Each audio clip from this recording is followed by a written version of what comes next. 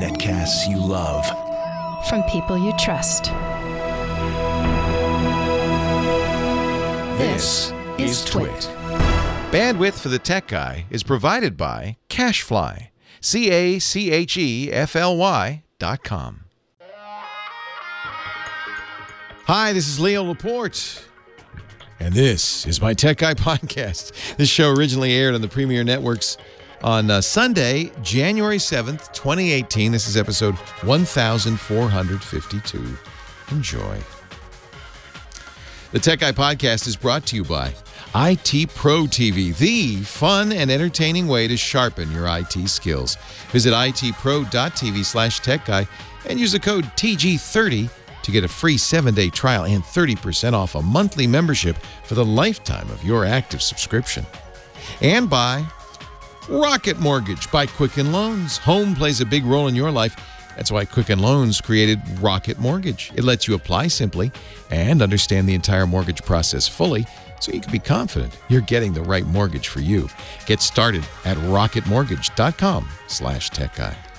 And by Fracture. Fracture is a photo decor company that prints your photos directly onto glass, then delivers them to your door ready to display right out of the box. Visit fracture.me and use the code TechGuy15 at checkout to get 15% off your first order. Well, hey, how are you today? Leo Laporte here, the Tech Guy. Time to talk computers and the internet and home theater and digital photography. You know, all those things with bad chips in them. Smartphones, smartwatches, virtual reality, augmented reality. I say bad chips because, of course, the big story of the week. And man, it was such a big tech story, I saw it on the Today Show. That's how, and of course, completely misreported. But that's how big a story it was. At first, we thought it was Intel. So let me go back in time a little bit. This was first discovered by a couple of independent researchers. And then the normal process when you discover a security flaw, and that's what we're talking about here, is a major security flaw in almost all the microprocessors we use. This security flaw is discovered by independently, I believe, by a couple of different researchers and revealed, as it should be, to the companies involved first, giving them some time to fix it before it was revealed publicly, as it was this week on Wednesday. We knew something was up because while Microsoft and Apple were patching their operating systems secretly, Linux, the open source operating system, is kind of done in public. And so the Linux fixes were semi-public. They were redacting some information from the fixes, but the way it works in the Linux world is changes are kind of published publicly, and people noticed something was going on and said, there seems to be a patch involved. What was the patch for? Well, there are two flaws. They're different flaws called Spectre and Meltdown. But both kind of take advantage of a technique first introduced in microprocessors in the 90s, the mid-90s by Intel. Intel was faced, as all processor manufacturers were, with kind of a conundrum. There was a huge need for speed, but they were finding it more and more difficult to make their processors fast. In fact, if you fast forward 20 years, we're kind of all stuck, you know, somewhere under 4 gigahertz clock speeds. They just can't get them faster than that, you know, without reliably anyway. And so the way processor manufacturers are improving performance is, well, there are a couple of things. One, of course, is multiple processors on a chip, multiple cores, we call it, dual core, quad core. I just bought a 10-core iMac Pro computer, 10 on one chip. And then they're threading the cores so that each core could do two things. So that's one way. Another way, though, is changing how the processor thinks about the program it's running. With things like branch prediction, where the processor is saying, I think that you're going to do this or that, and kind of almost like a car looking ahead and saying, well, you're probably going to turn left here, so let me get ready to turn left. Of course, if you turn right, that's inefficient. But if you turn left, and most of the time these processors predict correctly, you're going to do a big improvement in efficiency. They also have big memory caches, very fast memory on the processor, faster than the L2 cache, faster than the hard drive. I mean, these are really fast caches, and that's where data that the processor's working on or thinks it'll be working on is stored in these caches. Well, one of these techniques called speculative execution turned out to have a little flaw. It was really a hack. I mean, let's call a spade a spade. It was really a hack. Intel did it first. AMD does it.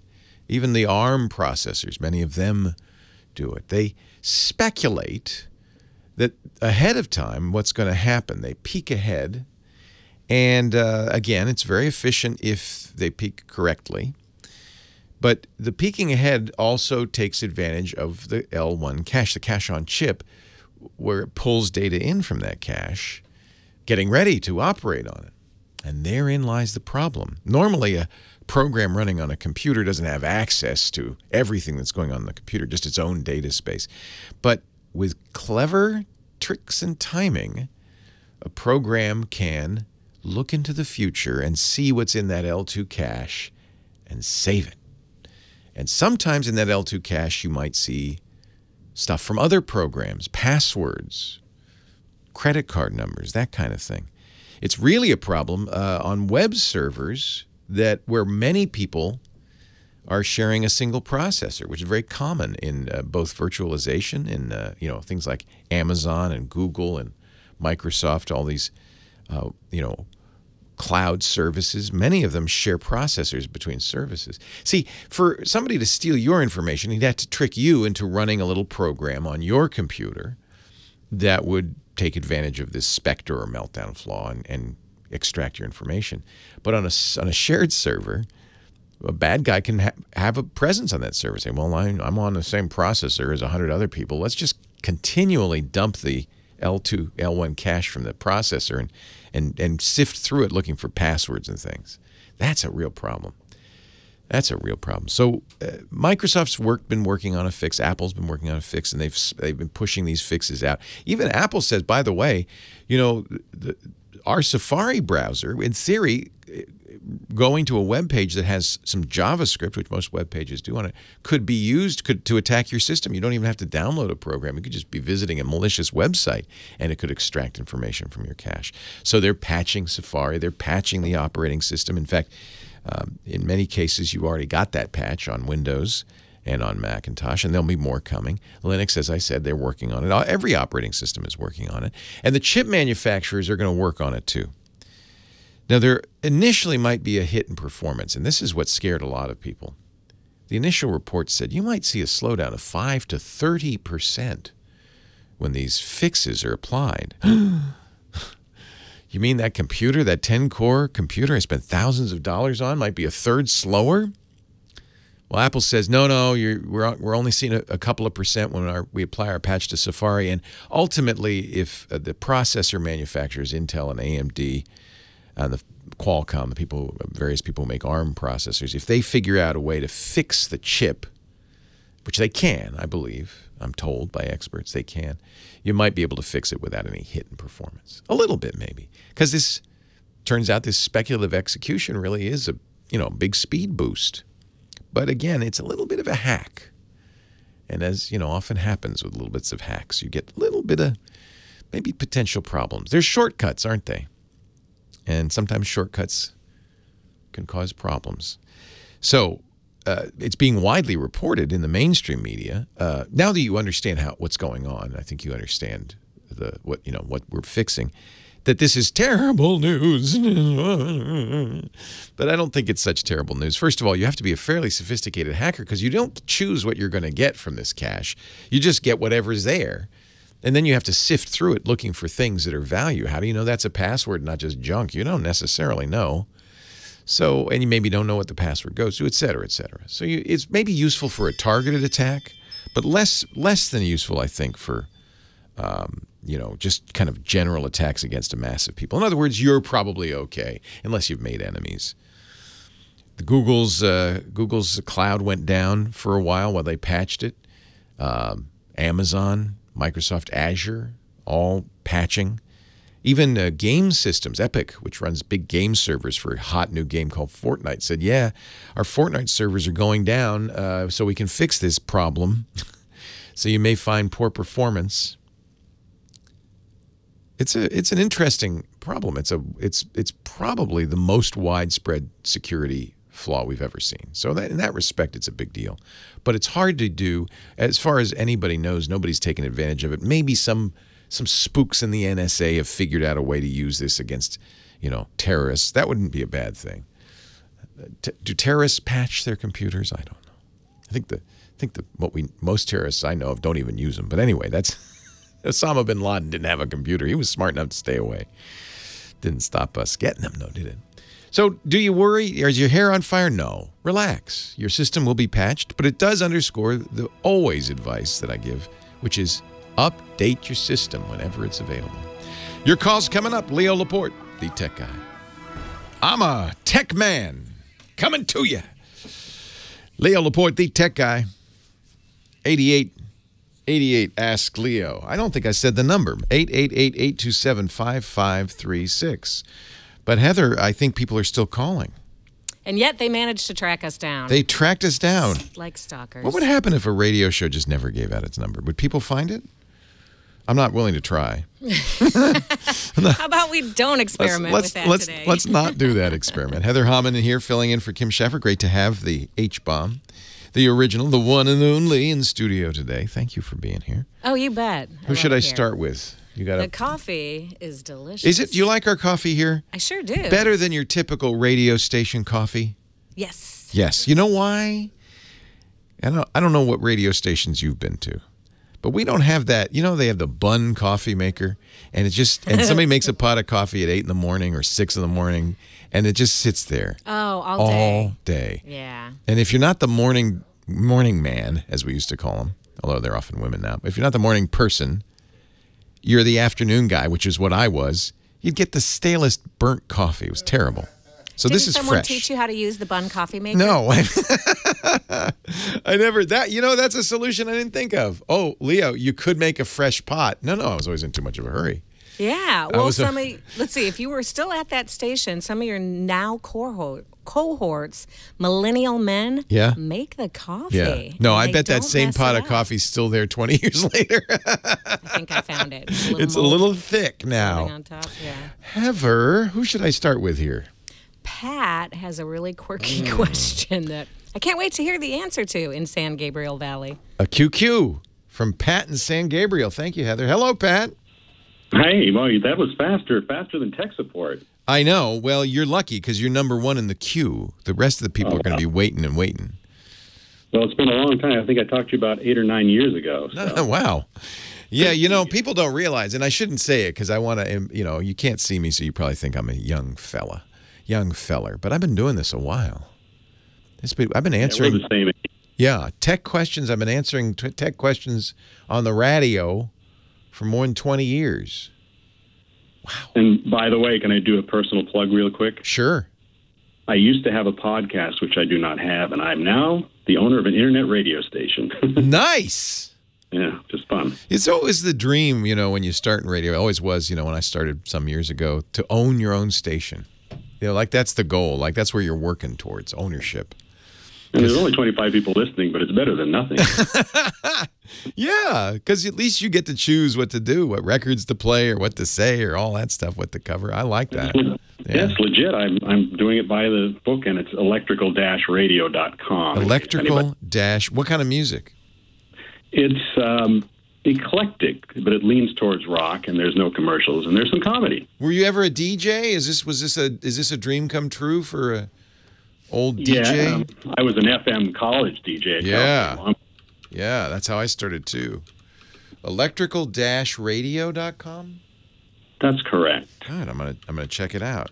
So it's like the old days. It's free form.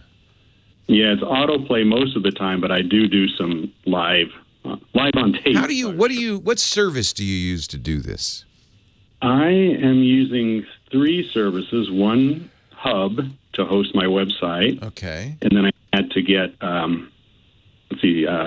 stream licensing are the ones that take care of the rights and all that. So you pay ASCAP BMI fees, so it's legal for you to stream real music.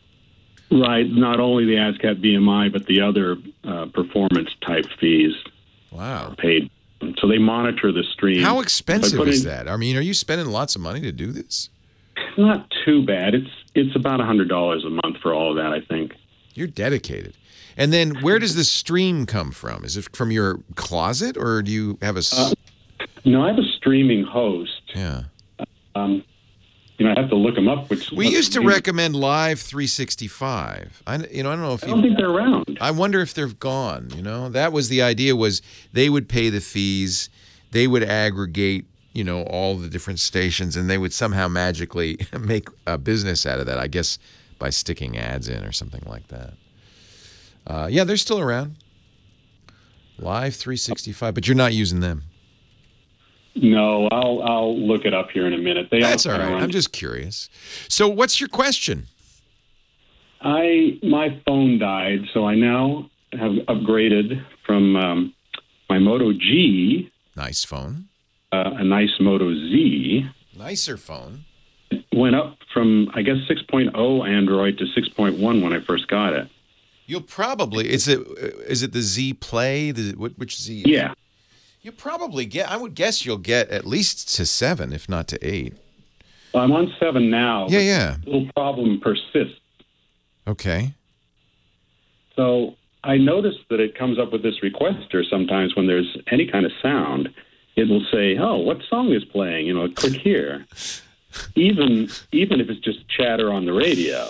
Yeah, this is the new, you might even have 8, because this is something that the Pixel 2 does. Maybe Motorola has put this in as well. It's the always listening feature. And it's kind of an interesting feature. It's like Shazam, where if there's music, ambient music, it will tell you the name on the always on screen. It'll just tell you the name of the music playing. It hears it. And sometimes, of course, if it's a voice or whatever, it won't recognize it. I would think for somebody like you, that'd be kind of cool to have, a list of what's playing. But I understand what your concern is. How do it know? Well, let me say this, that I work at a school, and I was working with one of the teachers, and the kids in his theater class were doing a sketch. Yeah. One of the characters in the sketch asked the other one, "What's your name?" Yeah. And the student said, "My name is Simon." And within about 60 seconds, my phone, which was in my pocket, started playing a video. So well, that might be it thought it heard, okay, Goog. Because that happens too, right? Doesn't that happen to you if you have an Amazon Echo or you have Siri or, a Google device? There's a lot of kind of, I heard my trigger word.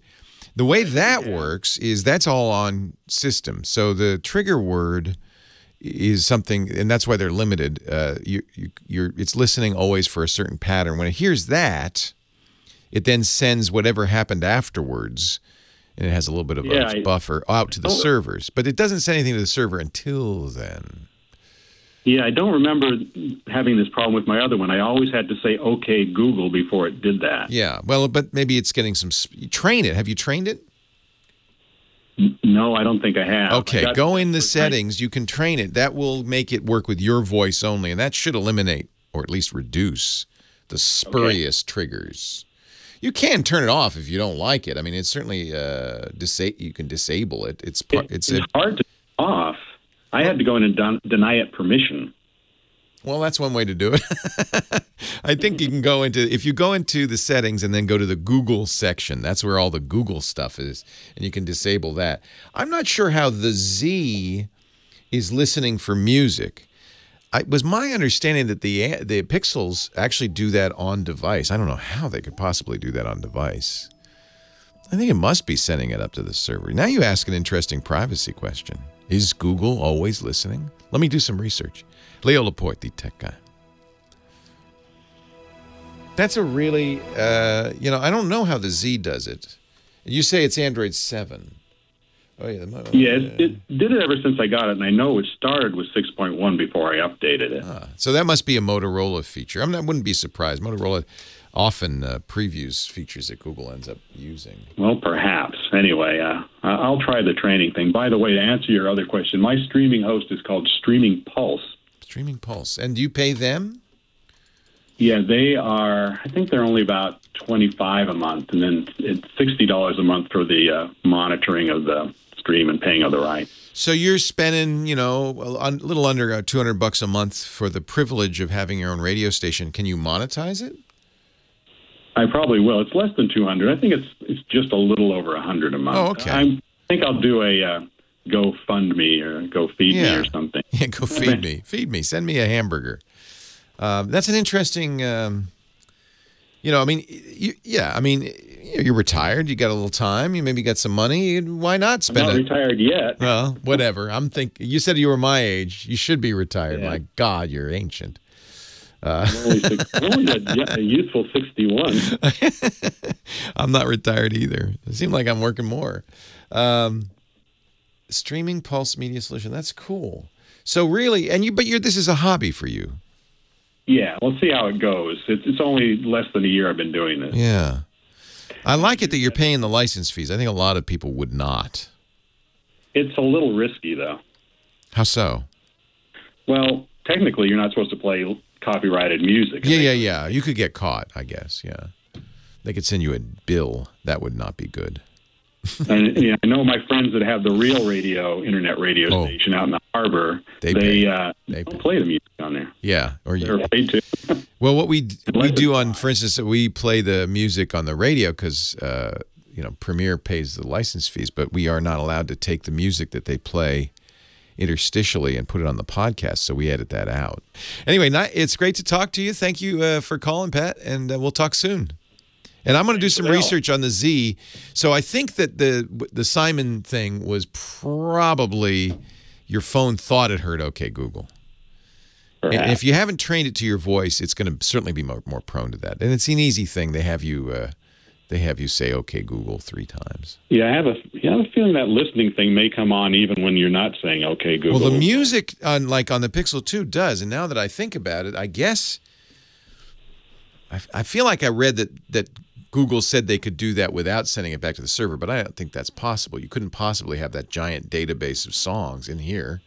So it must be. See if your phone responds to just a talking on like a nearby AM or FM radio. No, it doesn't. Okay. It doesn't. Yeah. I just got a listener, I guess. If it hears music, it will. And it's actually a cool feature. There's even an Android app you could put on here that will collect everything you've heard all day. But for somebody like you who's interested in music, that's kind of cool because I often say, oh, I wonder what that song is. And by the time I've taken out my phone, unlocked it, and fired up Shazam, it's too late. So It's kind of neat to have just look down and say, oh, yeah. And it's pretty accurate, although it's not deep. So maybe it is on phone. It may be a smaller database. I'm going to have to do some research. I don't know what Moto is doing. I'll look into that, too. Hey, thanks for the call. I got to do some research. Because I know so it's one of the cool things about the Pixel 2, the new Android phone from Google, is it is always listening. It has what they call ambient display song lists, and as you're walking around during your day, the screen is always on the Pixel 2 phone. It always tells you the time of day and the date and your notifications. But if there's a song playing, it will also say the name of the song. And so it turns out that, and I think the chat room for this, Scooter X has sent me a list, is on phone. But that is a limited database. So somebody at the XDA developers website has done some research. They've dug into the memory, the firmware on the phone itself, and there are 17,300 songs in there. Probably that database is updated periodically to have the most recent, hits, because that's mostly what you're going to hear, right? But 17,000 is a small subset of all the possible songs you can hear. So I guess, and if you think about it, you really wouldn't want your phone to be always sending audio to Google every second, for the obvious privacy reasons, but also bandwidth reasons.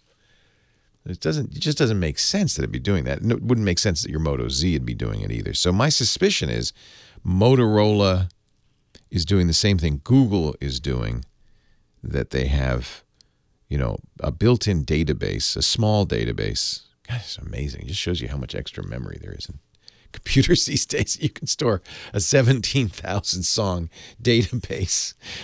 And that means not just the names of the songs, but enough of the song to identify it. And I guess probably what they do to save space, my guess is a technique the computer scientists call hashing, where you take data and you reduce it down to a number.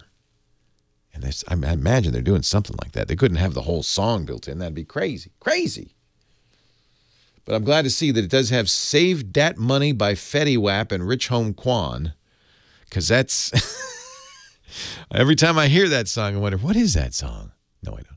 Ed in Upland, California, Leo Laporte, the tech guy. Hi, Ed. Hey, how you doing, Leo? I'm well. How are you? Good morning, and a Happy New Year to you. My phone says that's from the Singing in the Rain, 1956. Well, that's because I'm 74 years old. I'm older than you. Good morning, good morning. Happy New Year to you. Debbie Reynolds did that or something. Yeah, you're right, Debbie Reynolds. She was 17 years old when she did that. Amazing. Wow, yeah. Amazing. What can I do for you, Ed? Yeah, well, my wife likes to play a lot of casino games when she can't get to Vegas, right? And she plays them fine on the computer, and she had a tablet that was working fine before the Microsoft Surface, and all of a sudden it quit working on here, but it works up in Henderson. But meanwhile, she went out last night, and while she was at Best Buy, no plug intended, but she got the Amazon Fire, right?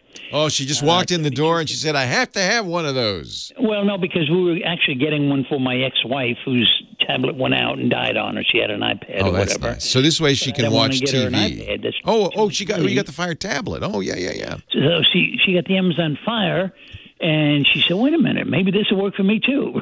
Yeah, they're cheap. So, yeah, she got 32 gigabyte 10-inch screen for $150, right? Yeah, and I figure that's essentially subsidized because Amazon figures, well, you have an Amazon tablet, you're going to be shopping on Amazon. Right, and she's got an Amazon account, for her books, and I do audio books because I'm blind. I've talked to you before about that.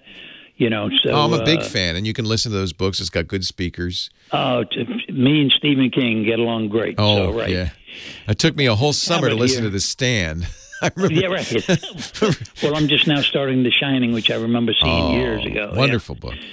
But anyway, so this Amazon Fire, after she set it up, she started loading her games or going into Facebook, and then she goes through Facebook to get to these games, which I guess then each one logs onto their website, whether it's Caesars, whether it's whatever. Yeah, they come from the web. But when she went to go in and try to load the games, it told her that they required Adobe Flash, which is not supported by this device. It's not supported by any tablet. What tablet was she using?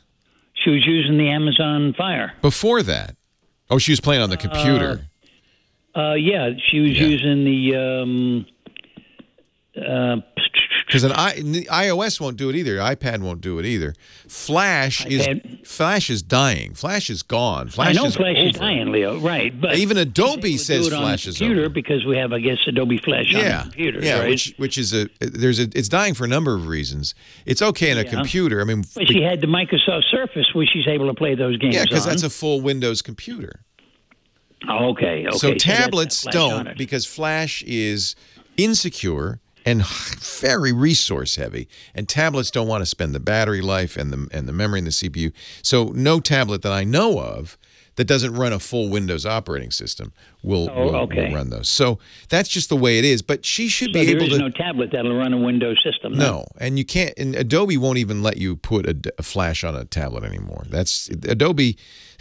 They said we're gonna stop making Flash in the year 2020. I guess they want to give these, among others, these casino sites and a lot of games use Flash, these sites a chance to convert. So what she just needs to do is look around for a similar game that doesn't use Flash. There's no reason they have to use Flash. Okay. So these are older sites, and they've just never did it. But they could do all the same things they do right now in more modern technologies that would work fine on the Fire. But she has to figure out what those are. She has to find them. So. Okay. All right. So and maybe the way to do it is to get the apps, get them as apps instead of web pages. Oh, so if she gets them as apps, no problem. No problem. Yeah. Oh, and then so go to the App Store. Apps? Pardon me? Is that apps that she has to pay for, or? Well, probably not. Most of these, all the casino games I've seen have ads in them. But you know, so what you could do is go to the Amazon Fire Store and see what game does she like to play? Blackjack? No, she doesn't have the killer instinct for that. she's playing slots, isn't she? When she's in Vegas, she likes to play penny slots. She's doing the slots. What she calls it, Leo, is mindless pushing of the buttons. That's what it is. You don't even have to pull a lever anymore. You don't have to lift your hand anymore. There is no lever. There is no lever. You just put a glove on and just leave your hand there, and you can be That's right. That's exactly right. You know, but when she hits a bonus, she gets all excited. Oh, So yeah, of course. All right. Well, I'll have her. there are lots of just have her search for slots on Amazon's store, and there are lots of slots games. She'll find one that she likes. Yeah, I think like Hearts of Vegas and a bunch of different ones. Yeah, okay, I'll have her look in other words, stop doing it on the web. You're welcome. A lot of sites, I imagine, that do this, if they want to keep their users, are going to have to convert. In fact, I thought, Apple really started this in 2007. Steve Jobs wrote a long letter, put it on the front page at apple.com saying, "We are not going to use Flash." He never did like Adobe. "We're not going to use Flash." And he gave all these good reasons. And so the iPhone didn't support Flash, and the iPad after it didn't support Flash. And I thought, gee, given the market reach of both of those platforms, what kind of site, here we are 10 years later, would ignore, at least half of the universe and say, well, we're going to keep doing Flash. Even Pogo.com, which was, was the Flash game site, apparently is converting over to a newer technology that will work on iOS called HTML5. So you could try to do it in your browser, but I think the best thing to do, get the app. Leo Laporte, the tech guy.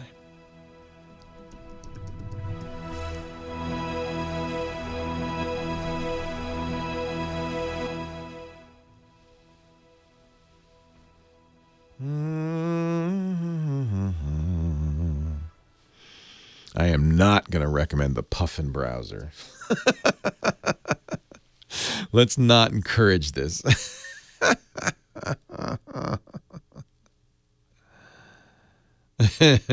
Well, you could still run Flash on the Puffin browser. Is that available on Amazon, on the Amazon Fire?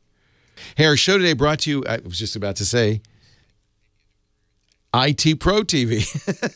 Let me talk about IT Pro TV. I've known these guys for years. We actually went out to see the IT Pro TV grand opening of their brand new studios in Gainesville last year. 5 live studios. What is IT Pro TV? Well, if you're an IT professional and you want to keep up on your skills, or if you are interested in a career change and you want to learn more, maybe learn enough IT to get a job in IT, you want to know about IT Pro TV. If you've not worked in IT, one of the first things you're going to need is a certification. And there are lots of certifications. In fact, this is how IT Pro TV started, is training people to get certifications. In fact, originally, Tim and Don, who were the founders, they were just doing it in standard classrooms, right? But they said, there's got to be a better way. And that's how IT Pro TV was born. It's kind of like a 24-hour channel just about IT. They're doing live broadcasts, 5 studios, 9 to 5, Monday through Friday. But, of course, you can get everything on demand. They cover every area in IT. I mean, hundreds of different subjects, all, certified ethical hacker, Kali Linux, Linux security techniques, ITIL, ISC squared security certs. Of course, all the mainstream certs that would get you in an IT job. And you can watch it. It's very convenient. You can watch it on your iPhone, your Android device. You can watch it on Amazon's Fire TV. They've got an app. They've got an Apple TV, really nice Apple TV app, Chromecast, Roku on your PC. So you can start your day with IT Pro TV running. And by the way, this is a great way to learn. Have it running in the background. Just absorb it. You're eating breakfast, you got it on the TV, you got it on your Roku box, say, or your Apple TV. You get in the car, you're listening on your phone, you get to work, you got it on your computer. You could have this, be absorbing this content and be ready to get a great job in IT. There are a lot of jobs. I think, what did I see the other day? There are about 1 million computer security professional jobs open, unfilled. Get your CRISC, your CISSP, your CISM, CISA, your CEH with IT Pro TV's individual membership. They've got a team solution. So if you were running an IT team, Harvard did this, the whole IT department at Harvard. They get a team solution. You've got a supervisor portal. You can train. You can get schedules. You can, assignments. You can see how people are doing, course completion tracking. It's really a nice system. 85,000 IT Pro TV members now. And I think a lot of them came from our shows. This is the first time they've started advertising on the Tech Guy podcast. I'm really thrilled to get them. And on the Tech Guy radio show. That's nice. itpro.tv/Tech Guy. They're telling a whole new bunch of people how to get a job in IT or how to keep your job in IT or get a better job in IT. We've got a great deal for you. itpro.tv/Tech Guy. When you use a code TG30, you get 30% off your subscription for the lifetime of your active account. 30% off forever, basically. And 7 days free. And if you want to know more about the team portal, you can also sign up there for a free demo. itpro.tv/Tech Guy. Don't forget the offer code TG30. Try it free for 7 days. Get 30% off.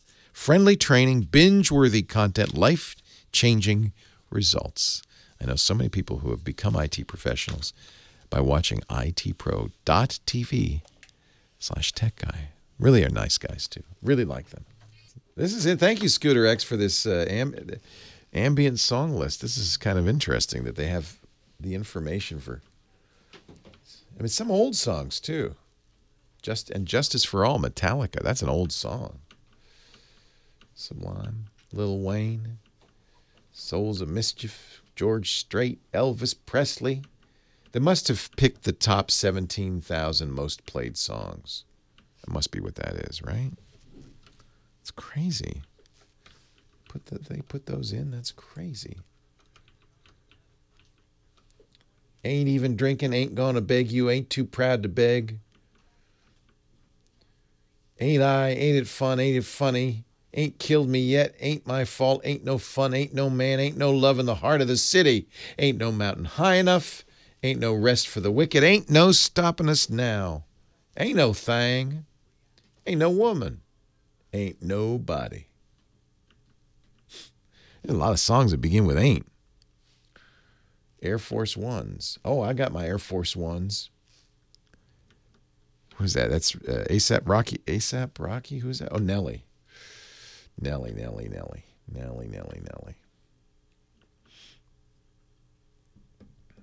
A lot of rap on here. Algo Me Gusta De Ti by Wisin and Yandel. Kid Cudi, Blake Shelton, Bob Dylan, Justin Bieber. But what it doesn't recognize the ambient songs coming out of this speaker. I don't think it does. But I bet it'll recognize the song coming out of the break. What do you think? Can you see it? It's kind of dark. So it shows you the time and the day. And then if it recognizes a song, it'll pop it up down here at the bottom. Let's see when we come back from the break. Let's see if it recognizes it. I'll play it really loud. It was funny because when we were in the Caribbean, we were listening to the Caribbean Superstation. And it was Christmas, so they were playing Caribbean Christmas music, which was a lot of reggae stuff. And the phone knew a lot of it, which surprised me. I was hoping that my phone would recognize this song. Did you play intentionally, Michael, an obscure song to try to baffle my Pixel 2 XL? Did you do that? It's not at all. Well, there you go. 17,000 songs, but this is not one of them. Leo Laporte, the Tech Guy, 88. It's a nice feature. It's a weird feature. And then, of course, you saw that Shazam, which is the company that started this all. Remember? Shazam, you'd launch the Shazam app, and it would tell you, listen to a song for a few seconds, and would tell you what the song was. Apple just bought them for $400 million. So there's some money in that, I guess. It was a strange acquisition. I think what we all concluded after looking into it was really it wasn't so much that particular technology Apple wanted. It was there was some very smart engineers there. Very smart. Oh, Scooter X says his Pixel 2 did recognize it. So maybe I was playing it too loud. I get 17,000 songs, but this ain't one. Maybe we have different databases, Scooter X. 8888, ask Leo the phone number. Back to the phones we go, and it's Frank in Burbank. Hello, Frank. Leo Laporte, the tech guy. Hi, Leo. Hey. I want to know if there's anything that can help me filter out the ads and videos that pop up when I'm watching, on the internet. If I want to listen to music on my computer, then I can play the music or listen to a lecture. But if I'm also working and going from website to website, there's ads and... Oh, I know. And a lot of them have startup autoplay video and audio that interrupts your music. Yeah. Yeah. Exactly. Yeah, it drives you crazy. Drives me crazy. Yeah. So is there any kind of a software program where you can dedicate a channel to where it only plays that and everything else is excluded? Yeah. So, well, there's a couple of ways to solve this. Everybody realizes now that this is autoplay video is kind of the bane of the internet. It's really annoying. And the reason we have to tiptoe around it a little bit is because most of those are ads. Although, if you go to Bloomberg, it just starts playing the Bloomberg stream. If you go to CNET, it just starts playing the CNET stream. That's not an ad. It's just annoying. Yeah. And so there are ways to prevent this. Safari, has said Apple's going to start implementing this, and I think they did implement it in Safari, so it won't play the ad. So if you're on a Mac, using Safari would do it. I would imagine Google Chrome used to have a setting. You'd have to go deep into the bowels of Google Chrome using the About Config page, and they used to have a setting, and then that setting changed, and then there was a new setting. And I think it's Google. You remember, Google's essentially an advertising company. I think Google had mixed feelings about blocking this. Of course, any ad blocker would probably do it. So now I'm mixed feelings about ad blockers because when you go to and here's what I would suggest. I use ad blockers, but what I would suggest is remember that when you use an ad blocker, you're undercutting the site's ability to make money. You're saying, well, I'm not going to see those ads. And I think the response, a lot of sites are free, but they're ad-supported. The show is free, but ad-supported. So it would be hypocritical for me to say, oh, yeah, just block those ads, because that's how these sites work. So what I would see, but I understand also your issue, and I think a site, when it goes so far as to autoplay audio and video, is going a little far on the ad thing.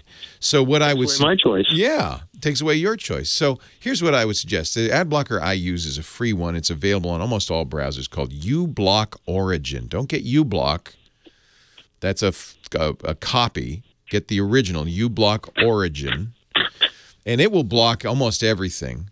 And then what I suggest is the sites that you use and love and you don't want to undercut, you can just, there's a button on uBlock Origin. You just click the uBlock Origin icon in the browser and say, don't block ads on this site. But feel free to block ads on sites that are plaguing you with autoplay audio and video. That's annoying. Firefox has, I'm told, has a setting to prevent autoplay. So you can do that as well. What you can't do is take the ads out of streams. So if you're watching YouTube, well, actually, initially ad blockers did block the ads, but I think now YouTube's figured out a way around it. So, but you're sitting on one YouTube channel playing it, right? Or one music channel playing it. Well, the music I'm playing is from my computer. Oh, it's your own music. Oh, yeah. Isn't that annoying? If I download a lecture and I want to listen to the lecture while I'm doing some work, and I don't need to listen to all the ads and the videos. If I want to read the news or something while I'm... It's very annoying. Yeah. Yeah. Yeah, well, that's one way to do it. Safari will do it, Firefox will do it, or you can use uBlock Origin on Chrome. I think Chrome used to do it, and Chrome might do. They just changed how they do it. You can just Google Block Autoplay Chrome, and I bet you there's somebody out there who has the setting for you. Block Autoplay. Yeah, because everybody agrees this is the bane of the internet now, and it kind of blame YouTube. I'm not YouTube, Facebook. Facebook started it. They didn't play. They autoplayed video without audio, and now I think they're starting to turn on audio for some people, which is really annoying. Yeah, really annoying. I don't know what gets into these people. What's wrong with you people? Well, I'll tell you what it is. I'll tell you what it is. It's we're not. Yeah, they need money to run these services, including Facebook and YouTube, and they do it via advertising. They don't charge you. I like that. I like getting it for free. But then people start running ad blockers and they start losing revenue, so they get more aggressive, or they aren't paying attention to the ads. But this is a long history of kind of a seesaw battle between websites and users, and more really advertisers and users. And advertisers just make their ads more annoying. They do it on TV too, just because you're not paying enough attention. You remember when I think it was HBO when they first came out? One of their promises was that you would not get any commercials because you're paying for the service. For it. And that's really where it breaks down. Although there are services that you pay for and get ads. Yeah. Which is doubly annoying. Hulu. Yeah. I'm looking at you, Hulu. So, yeah. Anyway, you can do it.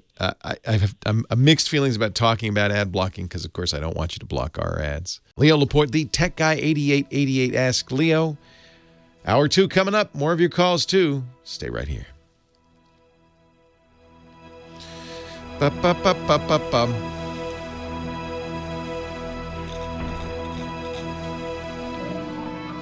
The problem with Google Chrome blocking videos, they go back and forth on it. So sometimes, like I had it blocked, and then it came back, and it was very frustrating. Oh, hey, how are you today? Leo Laporte here, the Tech Guy. Time to talk computers, the internet, home theater, digital photography, smartphones, smartwatches, Spectre, Meltdown, and all that jazz.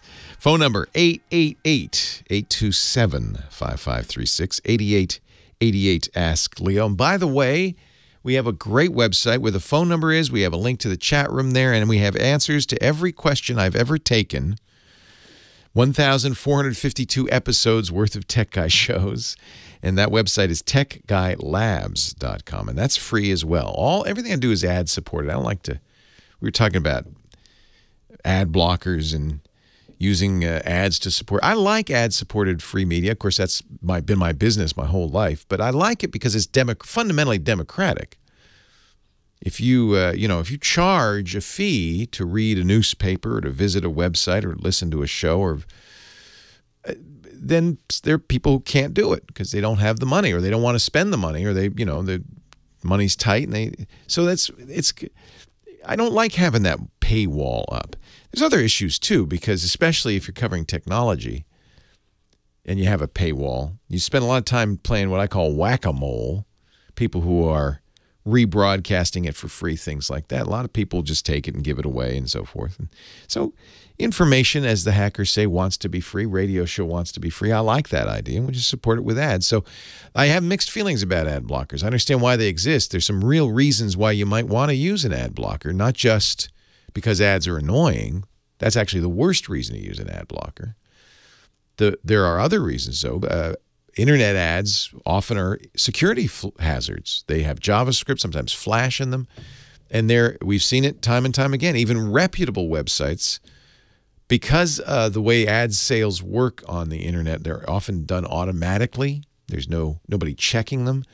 Bad guys will buy ads on well-known websites that it can inject malware into your system. So that's reason one, security alone. But there's also the bandwidth cost of ads, especially on mobile. Most of us pay flat fees on our bandwidth at home, but on the road, your mobile bandwidth is expensive. And many websites with ads are 2, 3, 4 times larger. Take the ads out, the sites are much slimmer and they load faster. In fact, really the best use for an ad blocker is on mobile. Apple even supports ad blockers, which is interesting. That was a big deal. We for a while, it was being called the adpocalypse. Apple announced that on iOS 10, you'd be able to use an ad blocker in Safari. People freaked out because Apple's, so many people use iPhones and iPads. But Apple did it because the ad experience on mobile is often terrible. I mean, we've all gone to sites. You can't even read the site because the ad is on top of the site. You can't even see it. So I understand why people run ad blockers. I also want to put a word in for the people like me who offer you free content. People like Google, people like Facebook who offer you free content based on ads. Ad blocking could be devastating for people like that. So I always have mixed feelings when we talk about ad blockers, and I understand why. I really do, and I understand ads can be annoying too. But remember, they're paying the bills. Don't forget that. Hey, I saw an interesting app. This is wild. I saw this on Apple. There's a company. In fact, they'd been an advertiser in the past on our podcast called Warby Parker. They sell eyeglasses by mail, but they have a problem, right? Because you can't sell eyeglasses without a prescription. So people have to go to the eye doctor, get a prescription, and then send it to Warby Parker before they can order their prescription spectacles. Warby Parker now, and I haven't tried it, they now have an app, they say, that gives you an eye checkup on your iPad. I find this fascinating. It's called Prescription Check. And it's a little complicated. It doesn't work for reading progressive bifocals. It's merely for distance. It certainly isn't a comprehensive eye exam, and I'm sure every eye doctor listening is going, "Oh no," because of course a good optometrist or optician or ophthalmologist, whatever opt you go to, will often test for other things like glaucoma and stuff, and this obviously can't do that. But if you live in one of the states that allows it, and you're between the age of 18 and 50, you download this app, you place your computer on a flat surface, you link it to your iPhone, you scan a QR code. I guess the eye test is done through a computer.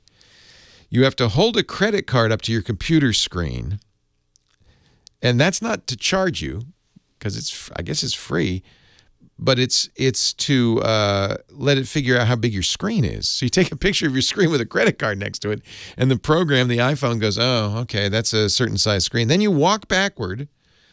This is crazy, while keeping your iPhone camera pointed at a checkerboard pattern on your computer screen, and the app somehow knows how far away you are. It's magic. And when you get 12 feet away, it says, "Stop." You are now 12 feet from your computer, and you can take a 20-minute vision test on your computer. Actually, it does cost money. I take it back, $40. And then I presume that you are expected to order your spectacles through Warby Parker. But that is really an interesting idea. And this is going to be, I imagine this isn't the end of this kind of thing, because a lot of these companies that want to do what you would normally do in person on the internet, this is what they face. There's a bunch of companies now selling mattresses, right? And they face this problem of, but people say, but I'm not going to buy a mattress unless I can try it. I mean, you want me to buy a pig in a poke or a mattress in a poke? How do I know if I like it? So they solve that by saying, well, you have, usually 3 months or more to return it. You got to solve these problems if you're going to be an internet commerce specialist. Amazon lately, I was talking about this earlier. Amazon lately, which is the dominant, obviously, internet shopping site, totally dominant. I think they have a new problem cropping up. They're so big, they do so many deliveries, that the deliveries have become a big part of their cost, especially if you subscribe to Amazon Prime. You pay $100 a year and you get free 2-day delivery. That's got to eat into their profit a little bit. And they seem to have either slowed down or stopped using FedEx and UPS. They're moving more and more to something they call Amazon Logistics. But Amazon Logistics is not exactly the same as a trained professional Amazon Logistics basically works like Uber for Amazon. They put up listings at the beginning of the day saying we need drivers to deliver these packages, and you say, okay, I'll do it.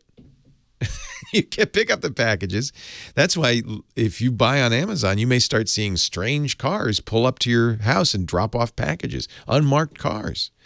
And I've been having a particular problem lately, and this has happened, and it's happening more and more, just happened yesterday, where these guys can't find me. So I get a note from Amazon, your package is undeliverable. What do you mean? You've been delivering to this address for 5 years. UPS can find it. FedEx can find it. Yeah, but this guy in the Chevy in the AMC Pacer, he couldn't find it. No, it's not my problem, Amazon. And of course, we're hearing more and more stories about Amazon delivery people throwing packages over fences, delivering smooshed packages. Amazon's really, what's your experience been? It seems to me Amazon's really got a problem. It's easy to shop. I don't know if their prices are good or not. There is this great site, which everybody should know about, called camel.com that tracks Amazon prices because it's completely computer-generated pricing. They go up and down by the minute. So it's nice to track the prices and see if you're getting a good deal. But it's convenient. That's number one. But if they can't solve the delivery problem, they're going to have a problem, right? Come on, Jeff Bezos. I thought you were customer first. Leo Laporte, the tech guy. Live by Amazon, die by Amazon. Honey's better than camel. All right. Hey, let me talk a little bit about our sponsor for the show today, the podcast. And it's our folks, our friends, speaking of Quicken, at Quicken Loans. No relation. They have the same name. I think they probably were at one point. But I don't think Quicken owns Quicken Loans anymore, does it? I don't think so. I do know Quicken Loans is the #1 lender in terms of customer satisfaction in the country. 8 years now running. J.D. Power customer satisfaction #1 in mortgage origination. About four years, I think, for mortgage servicing. They're a great mortgage lender. #2 in the nation in terms of a number of loans. But you don't want to deal with #1. It's a big bank. You don't the big bank. You don't. Trust me, that's who I got my loan from when we bought our house 4 years ago. It was a nightmare. First, you got to go to the lender, right? And you go and you put on pants and a suit and tie, and you start, you want to look good. And, they go through, they have all the loans, but it's not really computerized. It's like, and then the guy has a calculator, and it's like, come on, it takes a while. And even then, you're not done because, and this was the worst, the big bank's the worst. They kept coming back wanting more information. Well, I want pay stubs now. Well, now I want check statements. Wait a minute, tell me about this, tell me about that. It took months, literally more than a month. We thought, it'll be done in a week or two. We can go on vacation. We went on vacation. We're still faxing documents to the bank. Okay, I'm sorry. I shouldn't. I know I've told that story before. I'm repeating myself. But I tell it because I think Rocket Mortgage is such an improvement. Rocket Mortgage from Quicken Loans is a completely revised loan approval process. It's all online, and it's fast. It's kind of like comparing Quicken to Mint. It's all online. You don't go to the attic and get pay stubs. You don't enter. All you do is answer a few questions. They identify you. They say, okay, can we look at your bank account? Yes. Based on your income, your assets, and your credits, all of which they can get. So you don't have to do anything. You just give them the basic information. They crunch the numbers and they say, all right, good. Based on income, assets, and credit, you qualify for these home loans. You choose the down payment, the term, the rate. You get a menu. So you apply simply, you understand fully what's available to you, and then you mortgage with confidence because you've seen all the options. And the best part is this doesn't take a month. This doesn't take weeks. This doesn't take days. This doesn't take hours. It takes minutes. You could do it at an open house. You could do it right then and there. Like, I want to buy this house. Let me just show you. I'm approved. That fast. Well, maybe not quite that fast. A couple of minutes. RocketMortgage.com/tech guy. Get started now. In fact, if you're going to be looking at open houses today or in the future, or maybe you're thinking about a refi, boy, now is the time. They've got great refi rates too. Go there, set up the account, RocketMortgage.com/tech guy. So you'll be ready when the time comes. Equal housing lender, licensed in all 50 states, NMLS consumeraccess.org, number 3030. RocketMortgage.com/tech YouTube.com/Tech Guy. We thank Rocket Mortgage by Quicken Loans for their support. Rocket Mortgage. Yeah, I can't remember if Quicken sold Quicken Loans or Quicken Loan. They're not. They got the name, but I don't. Does Intuit own Quicken Loans, but sold Quicken? Oh, that's confusing. Let me see. Google, who owns Quicken Loans? I think Quicken Loans is its own Rock Holdings. It was originally Rock Financial. Dan Gilbert, right. Okay, I think he still runs it, doesn't he? Okay, and then Intuit purchased Rock Financial for $500 million, renamed Rock Financial Quicken Loans, and then in June, they bought it back. That's what happened. June 2002, they bought it back. So Quicken owned it for 3 years. And then Dan bought it back. Oh, look, it says it on my phone. Hollywood Swinging by Kool and the Gang. Leo Laporte. It worked. The Tech Guy, 8888. Ask Leo. Hollywood Swinging. John in Biddeford, Maine. Hello, John. Hello. I've got a problem with a couple of laptops. One runs Windows 8.1 and one runs Windows 10. And they both started having the same problem about 2 or 3, maybe 4 months ago, where if you took them out from your home and tried to latch on to Wi-Fi at a coffee shop or somewhere else, they would essentially have the same problem with different labels according to the operating system. But basically, they connect to the site, but there's no internet connectivity. In other words, they say they've latched onto the Wi-Fi hotspot, but there's no internet. You can't use it, so you just get the usual error messages when you're offline. Captive portal. We were just talking about captive portal. So on many open Wi-Fi access points, it'll see it, it'll join it, but you don't get internet activity or access until you log into them. This is a very ugly system that really shouldn't exist. But this does not have anything to do with captive portal because, for instance, I can usually fix this on both laptops, both operating systems, by running the wireless troubleshooter, and it gives me essentially the same result saying you fail to find default gateway. But as long as I've got that particular hotspot set to connect automatically, it'll usually work. Sometimes I have to reboot. And so then, these are hotspots that you don't get a login screen to, that you just get right on. That's absolutely the case. Okay. So that's what a captive portal is that awful system of logon screens. And that does cause a lot of problems for computers. But this doesn't sound like that. So you're just going, is this true for, like, you go to a friend's house, same problem? Same thing. And also, say I use that wireless troubleshooter and I finally get on the internet, again, either Windows 10 or 8.1, then I take either laptop back home and it refuses to latch onto my home Wi-Fi. So I'm guessing. It's interesting. What are you guessing? I am guessing that the problem cropped up on both laptops about the same time, and I'm thinking maybe it might be one of those Windows security updates that had unintended consequences. Ah, yeah. Security programs are always a bad idea, and they can often cause these problems. Are you running any other security programs? Just Windows Defender. Just Windows. Yeah, that's, by the way, generally what I recommend now that Microsoft offers antivirus and anti-spyware software with Windows, and it started with Windows 8. Just use that. That's probably all you need. There are a lot of issues with third-party antiviruses. This would be one of them. You're not doing any hard settings in your internet or your network settings, right? You're not using a hard-coded DNS server, for instance, or a hard-coded gateway. You're just saying, let the computer do it. Yeah, let the computer do it. Yeah, okay. Yeah, that's always the best way to do it unless you know otherwise. There's one other thing that points, in my opinion, to a rogue security update.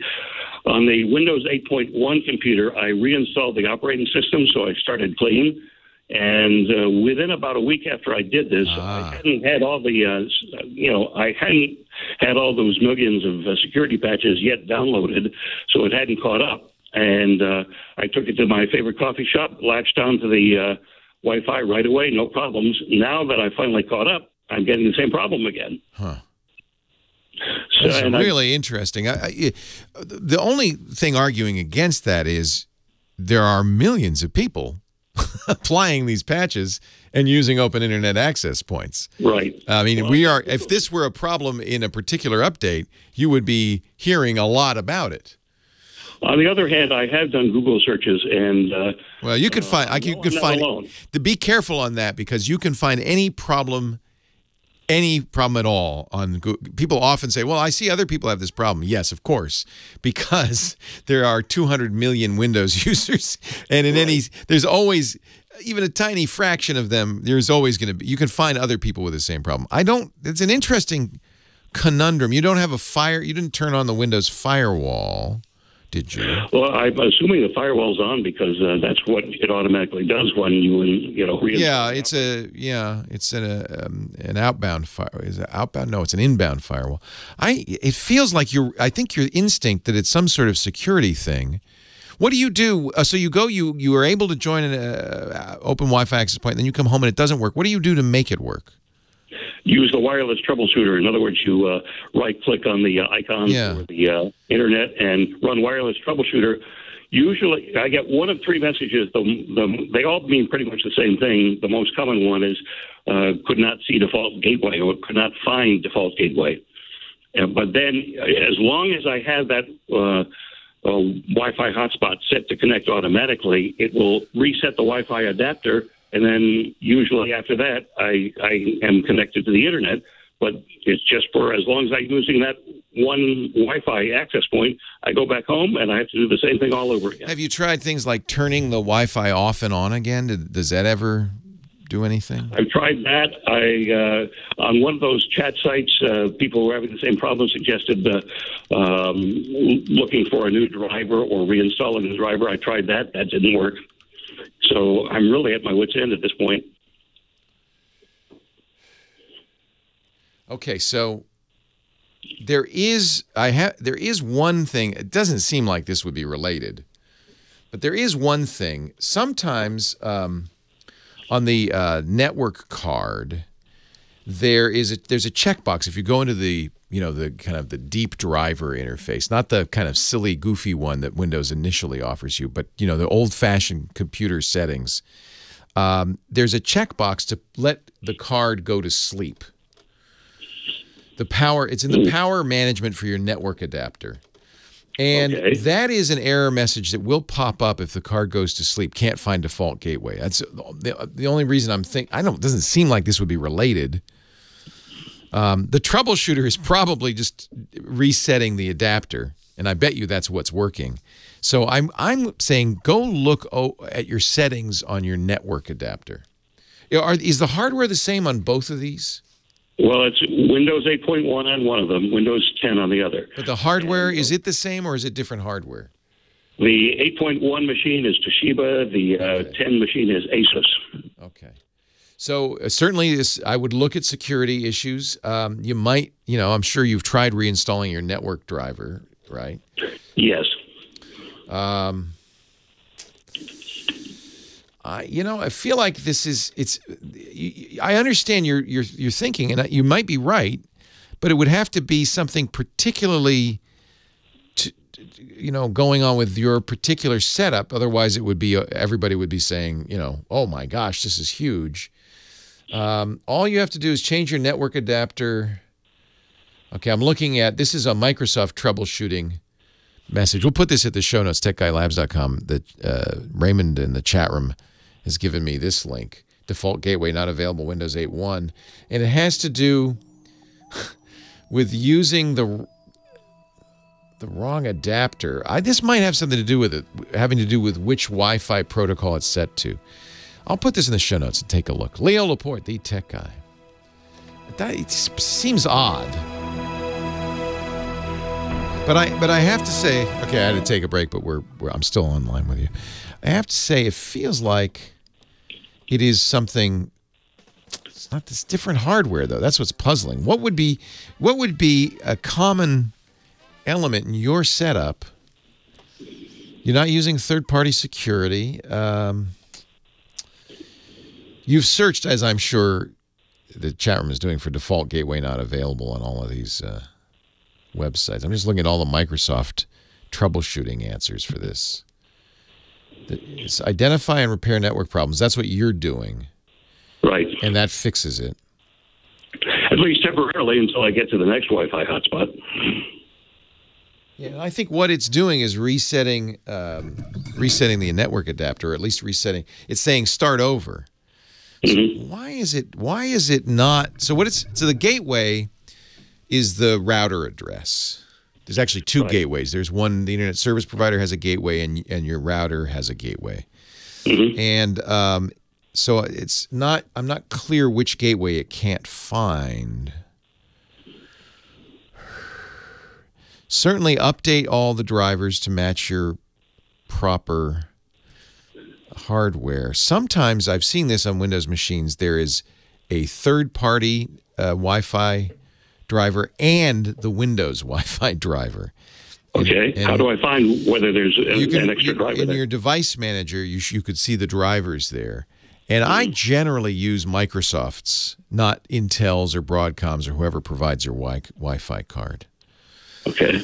So that might be that one of them is grabbing the router ID and the other one's not able to see it. I mean, it seems like a very odd situation. As I said, if it were, you'd be. Believe me, I would have heard about it if this really were something Microsoft had done in a Windows update. I mean, so many people would be howling. We'd know about it. So I don't think it's that. But I don't know what's unique about your situation. It's different hardware. How would I find that little put-to-sleep thing that you mentioned in the settings? Because you said I have to go deep. Yeah, in Windows, the regular control panel is almost useless.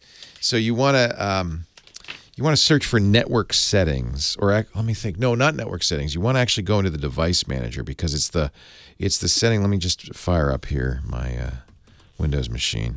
I think if you just go to device manager. And then right-click on the network card. Let me open Device Manager here real quickly and look at my network adapter. And let's see, Intel dual band wireless. And then if I select Properties, right-click on it, select Properties, that will give you the old school. You'll recognize it. You obviously have used Windows for a long time. Right. You'll recognize that old school dialog. And then there's a power management tab in there. And mine is checked. Allow the computer to turn off this device to save power. Try unchecking it, I guess. But I would also browse around in this and just see if you can see anything in particular. One of these tech notes I'm seeing from Microsoft says, make sure you have it set to 802.11 and not A. You might have a choice there, things like that. There's something going on with your setup. My guess is, okay, here's my guess. The thing that is unique to you is your Wi-Fi access point at home. What is your Wi-Fi access point at home? It's a router. It's actually one you recommended. I forget the name. I have to walk over. It's one you touted on your show a couple of years ago. So I wonder if that's, because that's, I don't know. It's an interesting problem. It's an Asus router. Asus. Okay, they're good. Make sure you update the firmware on that. Okay. I got to run, and I'll keep listening because I will have people call in or respond in the chat room, I'm sure. It's time for our digital photography segment. Chris Marquardt is here. Talented professional photographer, but also more importantly for our purposes, one of the best teachers of photography I know. He does the Discover the Top Floor website, discoverthetopfloor.com, where he does workshops. He also has a Tips from the Top Floor podcast, and he's got lots of great training books. It's great. You said you're working on a new book? Well, the new book is just out here in Germany. It's on wide-angle photography. We still have to translate it, though. Oh, you wrote it in German? That's my native tongue. That's much easier. You speak English so well. I would think. Do you have a hard time writing in English? No. It definitely needs polishing after I wrote, if it has to be in a book. So the translation is going to be done by a translator, and then we'll a trained professional. We'll go over it. Yes. What do you want to talk about today, Mr. Marquardt? Well, investments. There are lots of different kinds of investments that you can make in your photography. And of course, the most obvious one is gear. Yeah. Of course, cameras, lenses, computers. Massive investment. Yes. That's a financial investment. But then there are two other kinds of investments that I really want to talk about. And the first one is your investment in what I would call universal skills. You have to learn how to do photography, and that, of course, includes learning about techniques, learning how to shoot an aperture priority, maybe learning manual exposure, maybe hopefully learning image composition. So what do you place in the frame where? How do you make sure that the photo is an interesting photo and not just how do you learn this stuff, though? I mean, it feels like this is like learning to be an artist. How do you learn that stuff? Well, you learn that by investing time, by doing it, by looking at other people's photography, most of all. The coffee table books with good photography are a real good teacher. Maybe going to a workshop, maybe spending time in a photo club with others where you can learn these things. You know what I like to do? I like to go to the website 500px.com. That's a good starting point. Because they're better photographers than I am. They're really good. Well, and that's what you should surround yourself with, better photographers. That's how you learn. Yeah. And I have to say, if you're lucky enough to go on a photo walk with somebody like Chris or my friend Trey Radcliffe and listen to them and watch their process, that's been really valuable to me, to see what they look at, see what they see, and see how they respond to it. See how they see light. Seeing light is really important. Yeah. And those universal skills, those are skills that are, I think, the most important ones. Now, there's another investment, and that's what I call the investment in specific skills that is specific to maybe your camera, maybe the software you work with. Like, where are the buttons and dials? The stuff that you over time will get into your muscle memory.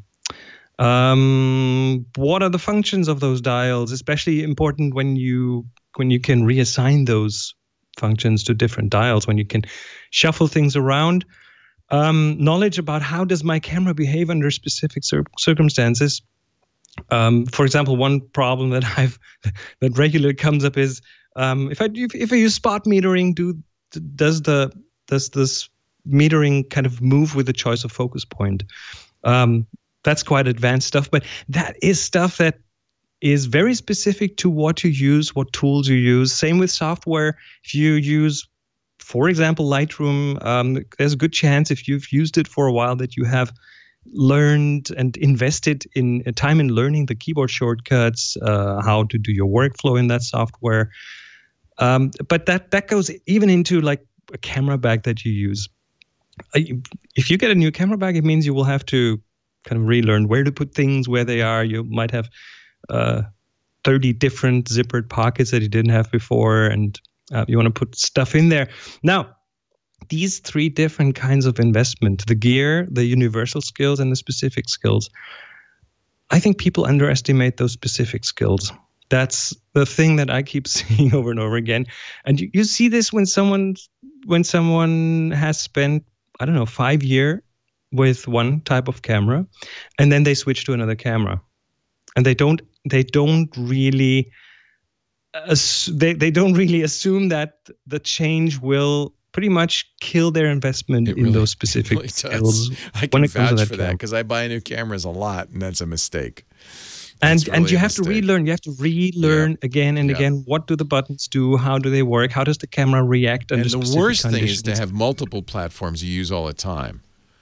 Right. Like I have the Sony, and I have the Canon, and I have the Leica, and they're all different. So if I had to prioritize those three kinds of investments, I would say the universal skills are the ones that will always be with you, no matter which camera you pick up, no matter if you shoot with a shoebox with a hole in it, or if you shoot with an expensive DSLR or a mirrorless camera or a smartphone. Those universal skills, the techniques, the image composition, seeing the light, even stuff like working with people. If you're a portrait photographer, you have to learn how to work with people. Yes. That stuff stays with you. Yes. That's where you want to invest. That's where you want to spend your time with. So But even gear, if you use a different gear, you'll never lose that ability to relate to and take pictures of people. you can always use these universal skills no matter what gear, but do not underestimate the time it takes to relearn a new camera, to relearn a new piece of software. That's stuff that there's an investment that I'd rather keep and use because it gives me a competitive advantage. If I know how to operate my camera in the dark and another photographer doesn't, then I will get the shot. It's that simple. It does explain why photographers tend to be very loyal, very brand loyal. Like you can ask a pro and say, "Are you a Nikon or a Canon person?" And they'll tell you. You know, they'll say, "Oh no, I'm Canon all the way," because they don't. Not because Canon is inherently better, but that once they made that choice, they were gonna. They learned it, and it's a combined investment. You learn about how to use those cameras, and then you can kind of replicate that with other cameras from the same brand most of the time. But of course, you also have an investment in gear. If you have 10 different lenses from the same manufacturer, it's kind of hard to give that up. So. That's true. Investments. That's how I have come to think about photography, at least from from one angle, and that is the investment angle. Where are my investments, and where do I not want to reinvest? Do you think you have put 10,000 hours into photography? Possibly. You know, I'm not sure. That's what Malcolm. 10,000 hour number. I hear that a lot. Yeah, that's the Malcolm Gladwell number from. I think it's from The Tipping Point, one of his books. He says to become an expert at anything, doesn't matter what it is, you need to put in 10,000 hours. I don't know if that's true. I don't know if that's really the case, but the place where I think learned most is by teaching others, by trying to teach other people, because or writing a book. That's where you have to really dig deep, make sure you're on the right track. That's where you get the knowledge and hopefully keep it. It doesn't have to be a book. I noticed that if I'm trying to understand something, writing a blog post, for instance. A blog post, something, explain it to someone else. That's really what makes you better in that thing. Until you understand it yourself, you can't really explain it.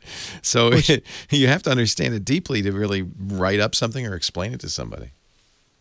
It's good time. You can't beat time. I guess that's the real lesson of 10,000 hours is there's nothing can beat time you put in. That's the big investment. Definitely. Yeah. And that's definitely spending time with you will become better with anything that you spend time with. If you went to the to the tennis court every day for 8 hours, you'd be a really good tennis player after a short while. My problem is the same problem I have with gear. I can't pick one thing. I like to do it all. And then you spread yourself too thin and you become a master of none. There's still time. It's Chris Marquardt, discoverthetopfloor.com. He is a master, and I'm glad that you join us each and every week to help us become better photographers. Thank you, Chris. Have a great week. Absolutely. Leo Laporte, the tech guy. Yeah. What is that? The full sentence is can't remember. Something a thing a master of none. There's always that level of proficiency that you probably reach earlier, but the mastership level I think is it's probably close to those 10,000 hours. Yeah. Well, thank you for depressing me. But that was not the intention. You know what? The journey. This is the other lesson: is don't be focused on becoming the master. Enjoy the journey. The journey is the reward. You may never become a master, but the process of learning is actually more fun than being a master at it. It is Jack of all trades, master of none. Thank you. It's the most satisfying thing to learn something new. Yeah. I'm definitely a jack of all trades. I now look at my cameras and I go, well, which one am I going to do today? And then I don't remember, I have to start over again in each. Just imagine you could only answer questions about smartphones. Wouldn't that be boring? Well, it's kind of, it's an occupational hazard, right? I have, over time, I've got to cover everything now. Of course. Yeah. I mean, that happens to me with the different photography genres. Sure. If I teach in film photography, I teach landscape photography, we have street workshops. I do not have the luxury to just focus on one of those. Yeah. And I probably wouldn't do this job if I had to, because I get bored easily. Fundamentally, I think this is a journalist's problem. The reason people become journalists is because they don't want to just focus on one thing. They want to know about everything. They want to talk about everything and learn about everything. And that's when you become a journalist instead of, a master craftsman. A journalist friend of mine once said he became a journalist because he cannot learn all the things that he talks to people about, but he at least knows about all these things now by doing interviews. Exactly. Yes. That's why you become a journalist. Or maybe that's why you become an actor, because you don't want to live just one life. You'd like to try a bunch of them. and then some people become photographers because they can't paint. Yeah, well, that's another story. Anyway, always a pleasure. Thank you. I gave my daughter that wonderful book that you recommended about, the art book about drawing a blank. What was it called? I forgot. Art and art and something. Yeah, very good. Yes. But I gave it to her for Christmas because I thought she's been doing a lot of drawing and painting. I thought, this would be awesome. This would be good because it really is inspiring. Yeah. Yeah. Art and now I can't remember. Art and creative. No, it's not that. I thought it was that, but it's not. It's something a little more. Yeah. It's here. It's depressing. Right on my tongue. I'll find it. Anyway, Thank you, Chris. Talk to you again next week. See ya. Take care. Our podcast brought to you by a really nice service. So when you get all your photos, whether you come back from a trip or there's a big event, a wedding, a graduation, or maybe you did what our caller did and you scanned your family slides in, I want you to think about Fracture, a photo decor company that is out to rescue your favorite images from the digital ether. We all have great photos, but the problem is, even today, when we've digitized them, we've taken them out of the shoebox in the closet and put them on the hard drive, you never see them.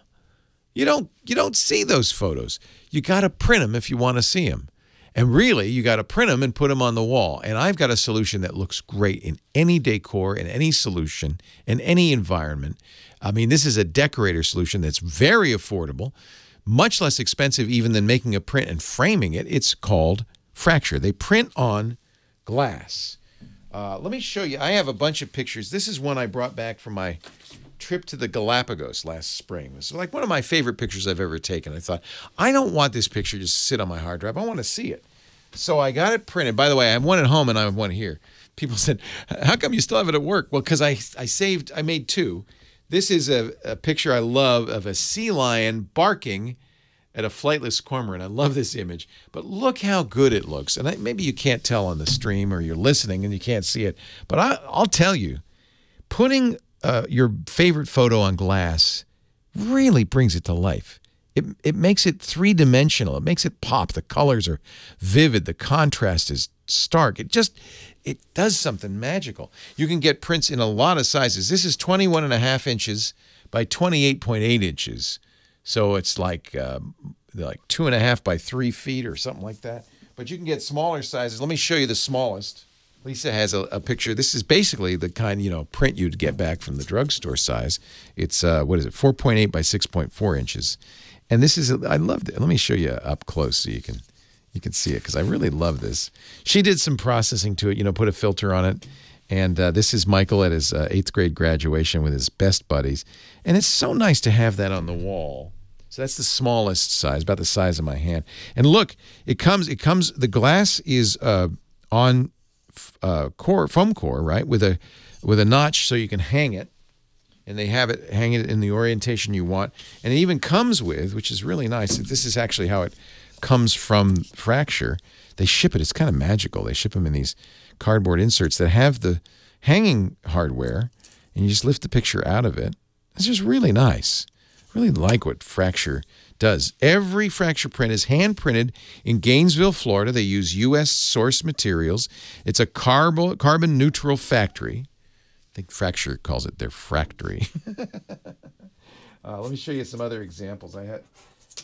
These are some of my favorite pictures. This was a gift I gave. This is my 2 kids, and I gave this to a lot of family members. A black and white photo I took of Henry's graduation. Now, I put a border. You can do it borderless. You don't have to have a border. Here's a picture Lisa took of me. So this is a borderless print. That's kind of neat because when you hang that, it kind of floats on the wall. This is a picture of me at Machu Picchu, I think. So anyway, think about printing your pictures. If you've got a lot of images, printing them and putting them on the wall of your house is so cool. You know what Lisa does? I love this idea, and I encourage you to try it. She'll get moldings and just put moldings on the wall right about eye height, and then you can just put, you don't even have to hang the picture. It just sits in the molding like that. It makes it easy to reorganize, move them around, and change them. So if you have many pictures, you don't have to hang them all at once. You know, every season you can rotate your pictures, put new ones up there. Bring a special memory to life. Give it as a unique gift. Really, people love these as gifts. And decorate your home with moments that tell your story, your family's story, with Fracture. And, of course, every Fracture photo print, glass print comes with a 60-day happiness guarantee. So if you don't love it, don't worry. They'll take care of it. Fracture, but you will. Fracture.me is the website. Love this one. This one is also prominent in our house. This is Henry at his high school graduation. Let me take it out of the foam core. Fracture.me. And they use the offer code TechGuy15 for 15% off your first order. TechGuy15. I just love this. I print it in black and white because it just feels like timeless, eternal. Like Sinatra and the Rat Pack having an Italian lunch. I don't know. I just love that. Henry's just giving me the evil eye, but I love it. Fracture.me.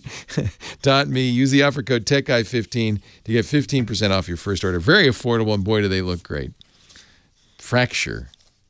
And when there is a one-question survey when you place your order, and if you would do me a favor and say you heard about it from the Tech Guy, that would be nice.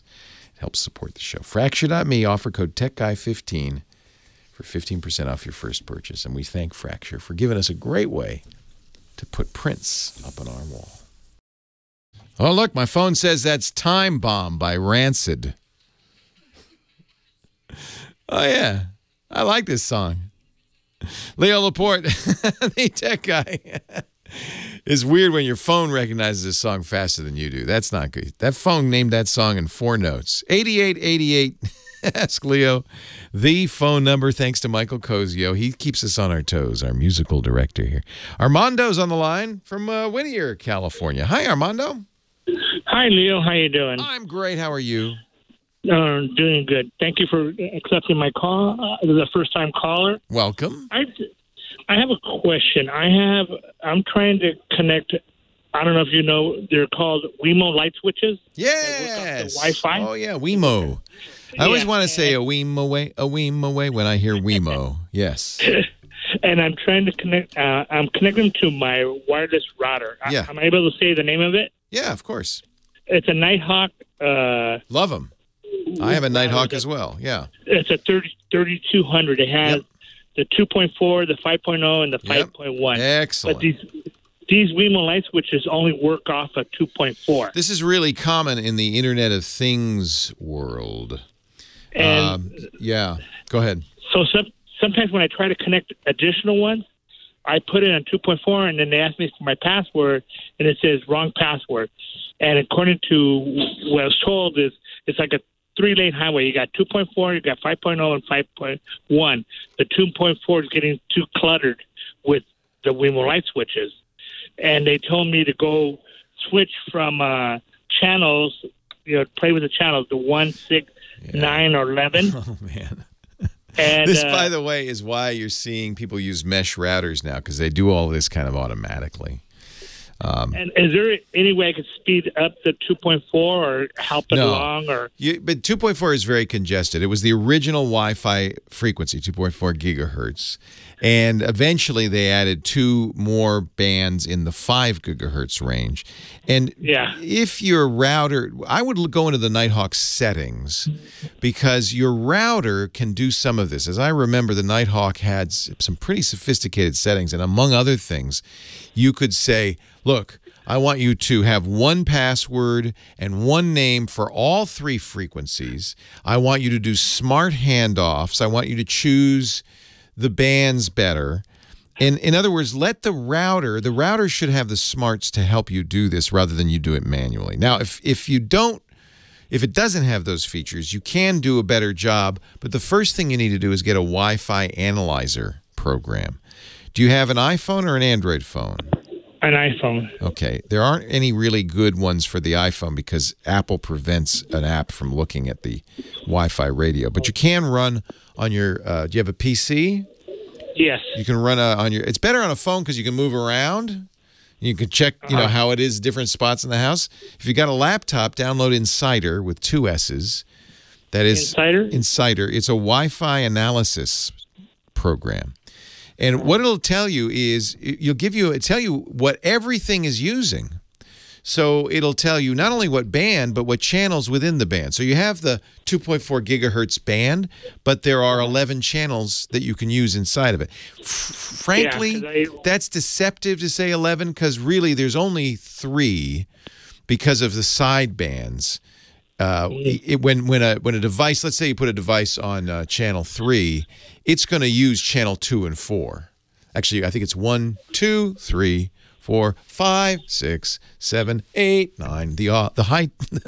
That's my musical version of picking the middle in there. And so it uses the 2 side bands. And so you want to kind of separate them into. Yeah. Go ahead. Sorry about that. I think like 3, 7, and 9. My memory, maybe 3, 6, and 9. But doing it manually is tough, especially because I don't think you can tell those Wemos what channel to use. Yeah, that's what. You can, and the Wemos don't even see the 5 gigahertz. So really what you're going to do is you're going to let the dumbest device in your house be the dictator. In other words, the Wemos get to say, then you use Insider to say, well, what channel are the Wemos on? And you move everything else off that channel. 1, 6, and 10, somebody's telling me. 1, 6, and 10. Okay. So if the Wemos are on 1, then put all your other devices will be smarter. Like you can tell most other devices what channel to use within a band. Yeah.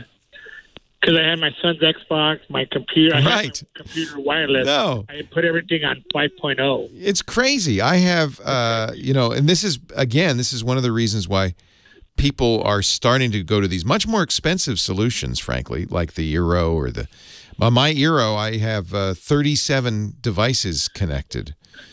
37. Oh, wow. But that's not the totality in my house because I also have a Plume, which is another Wi-Fi, and it's got 6.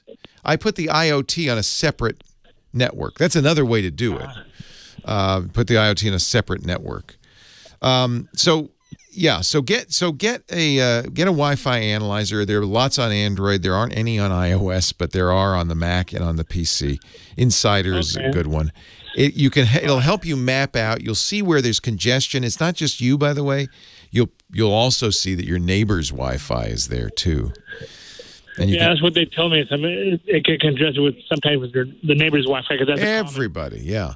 So moving to 5 gigahertz is, I think, going to be a temporary solution because everybody's going to do it. Then you have the same problems.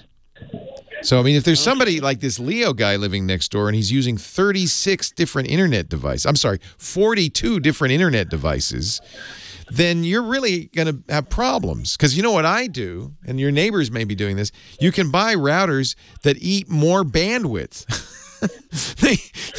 They're called MIMO, multi-in, multi-out. They have how many? Your Nighthawk has 5 antennas, right? You might be that guy. Yeah. So they just get you become the network hog in your neighborhood. You could take over all the spectrum in your It's a mess. It's a mess. Okay. Then have you ever heard of Zigbee? Yeah. So the Wemo is at a different layer than Zigbee and Z-Wave. Zigbee and Z-Wave are what we call protocols. So they're all riding on Wi-Fi. But they all ride on Wi-Fi, but they shake hands using different protocols. Zigbee and Z-Wave are the 2 biggest, but not by any means the only ones. There's even, Google's getting into the act and really confusing things. They've created a new low-power radio system called Thread that is in some devices. That actually is a good idea because that moves the handshaking off of Wi-Fi. Yeah. If you have Sonos, which I do, that eats up a lot of your spectrum. It's a mess. It's a mess. So when so you're doing this manually. You can use these programs, figure it out, kind of move things around. But you know what you're going to end up wanting to do, I think, is buy one of these new mesh systems because that's among other things, that's the promise. Get a tri-band, just like your Netgear, your tri-band, that's 2 5s and one 2.4 gigahertz band. Tri-band router that's smart. Oh, he hung up on me. He says, I don't want it. That's smart about how it manages all this. And I think that there are actually good mesh routers that do this. I think the Eero is very good at this. I think the Plume's very good at this. There are others as well. We're going to take a break. News coming up, top of the hour. More of your calls to Leo Laporte, the tech guy. Stay here. Leo Laporte, the tech guy. Hello, everybody. We're here to talk about things with chips in them. Technology, computers, smartphones, smart watches. Is that even a category anymore? I guess because of Apple. Apple pretty much owns that category, right? Augmented reality and virtual reality. Of course, we're talking about security, too. We've been talking about the Meltdown and Spectre bug. I'll give you the short answer to that one if you're just tuning in. It is a problem that affects all modern processors. Don't think it's just Intel. AMD'd like you to think that, but no, they have the problem. So do even some ARM chips. Apple says we've patched the iPhone and the iPad, which runs Apple chips. Any chip, any modern chip is going to use something called speculative execution, where it looks ahead and guesses what the program wants to do next, loads in data from the cache to do that. And the problem is rogue processes can see that data and perhaps with some real skill and effort, extract passwords and other private information. It is a theoretical flaw. Serious, but theoretical. Most serious because it affects every chip. But the good news is all the big manufacturers, Apple and Microsoft, have patched and are in the process of completely mitigating that problem on their operating systems. And Intel says they're going to do a fix. AMD will do a fix. The ARM chip makers like Qualcomm and Samsung, I'm sure they'll do a fix as well. So eventually this will get fixed. There's no, to my knowledge, and I've been looking carefully, there's no example of this being used to attack anybody, although given that it's been around since 1995, that's when Intel first started using speculative execution in processors, it's conceivable that, some mighty fine hackers with an incentive to keep this stuff secret, like perhaps a 3-letter agency of the U.S. government, might have known about this and have been using it. It's completely conceivable. But if they were using it in a targeted way. They weren't going after all of us. They were going after individuals. Nothing to worry about at this point, again, because it's difficult to do. You'd have to be pretty skilled to accomplish it, and it will be fixed. It is being fixed right now. So don't, I know there's been a lot of mainstream press that's pretty scary. Don't worry. Nothing to worry about. I'm here to tell you. It's going to be okay. And it won't be the last. It won't be the last. We will see more. No computer program is perfect. And hackers have gotten amazingly good at exploiting minor deficiencies. I mean, this is a very difficult attack that I think 5 years ago nobody would even have considered, frankly. The fact that they discovered it is amazing. 8888 Ask Leo is my phone number. The website where we write all this stuff down, techguylabs.com. When we do research, as we have with a few of you, I've had the chat room work on it, and I've been working on it, and others. If I don't have the right answer right away, check back on the website because we may have more information there. And if you know an answer, if you say, oh, I know I've had that problem, I know what's wrong, use the website to let the world know. It's free. It's wide open. We don't charge for it. You don't have to sign up for it. Just go to techguylabs.com. You can go to the individual show. We break the website down show by show. This is episode 1452. We break each show down by hour and then each hour down by segment, so you can go directly to that segment, see my answer, see the question. In fact, you can even get audio and video of shows, past shows there. And if you want, comment, add a thought or two. techguylabs.com. It's very helpful if you do that, so thank you in advance. Scott, Orange County, you're next. Leo Laporte, the tech guy. Hi, Scott. Hello, Leo. How are you doing? I'm well. How are you, Scott? Good. I'm hoping you can help me with a clean start here. Okay. I've got it's a new year, good time to do it.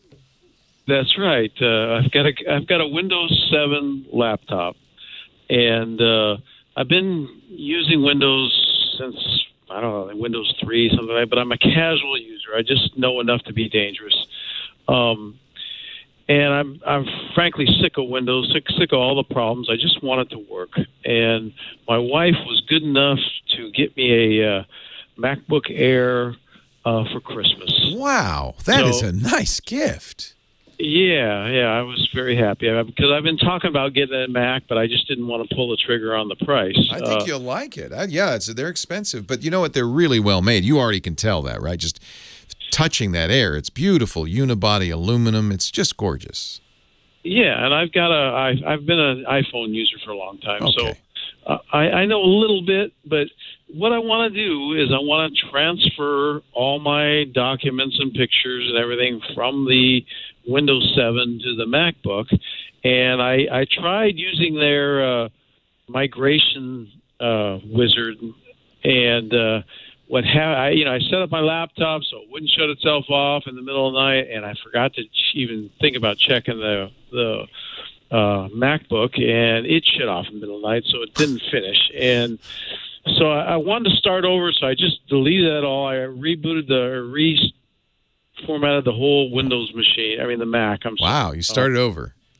Yeah, I want to start clean. Fresh. So let me tell you the best way to do this, frankly. Okay. Got a little hard drive. Okay. You have an external hard drive? Yeah, 4 terabytes. Okay.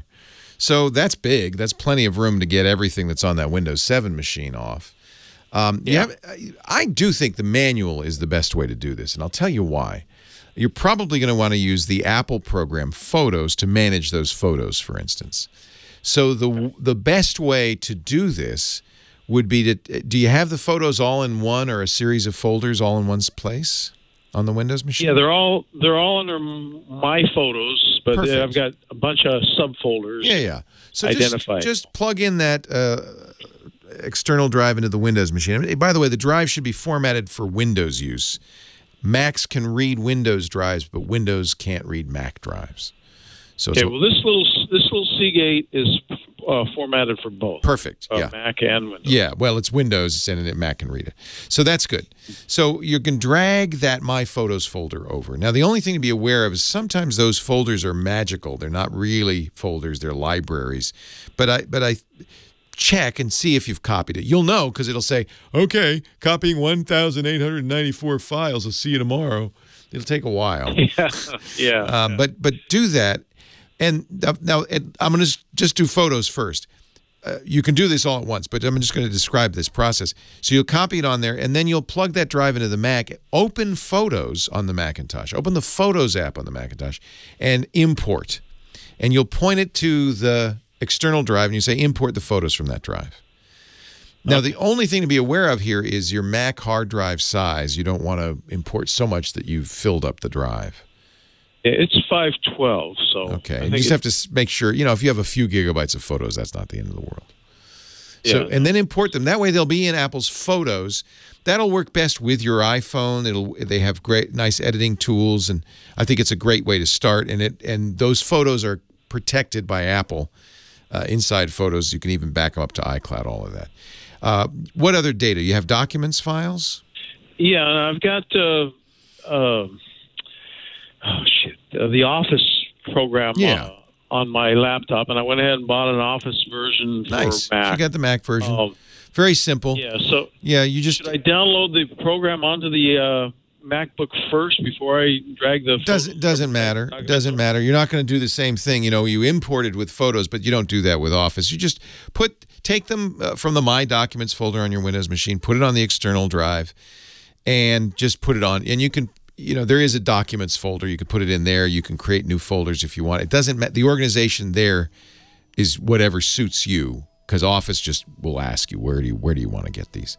This is the best way to do it. Now that drive, by the way, that middle drive is a backup too. Leo Laporte, the tech guy. So that way you kind of have an intermediate backup that I would keep. I would leave it on there until you feel comfortable everything got moved over.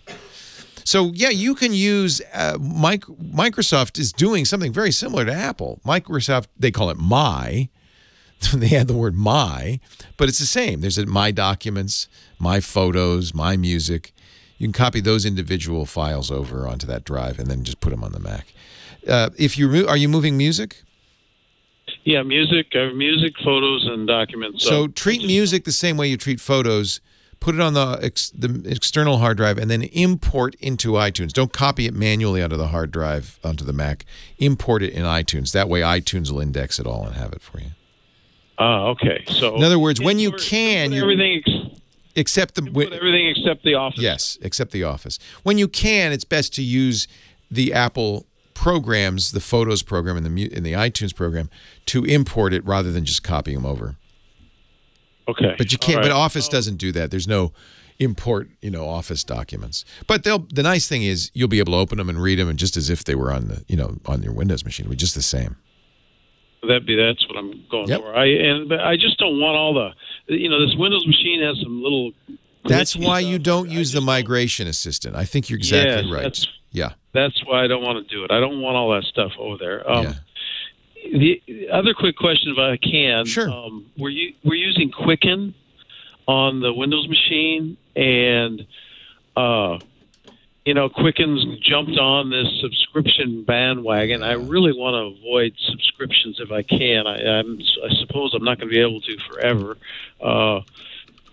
But is there any way to import? Does Mac have anything to import the Quicken data and use? Oh yeah. Or there are a number of programs, Quicken-like programs on the Mac, because Intuit abandoned Quicken for the Mac for a while. I think it's back.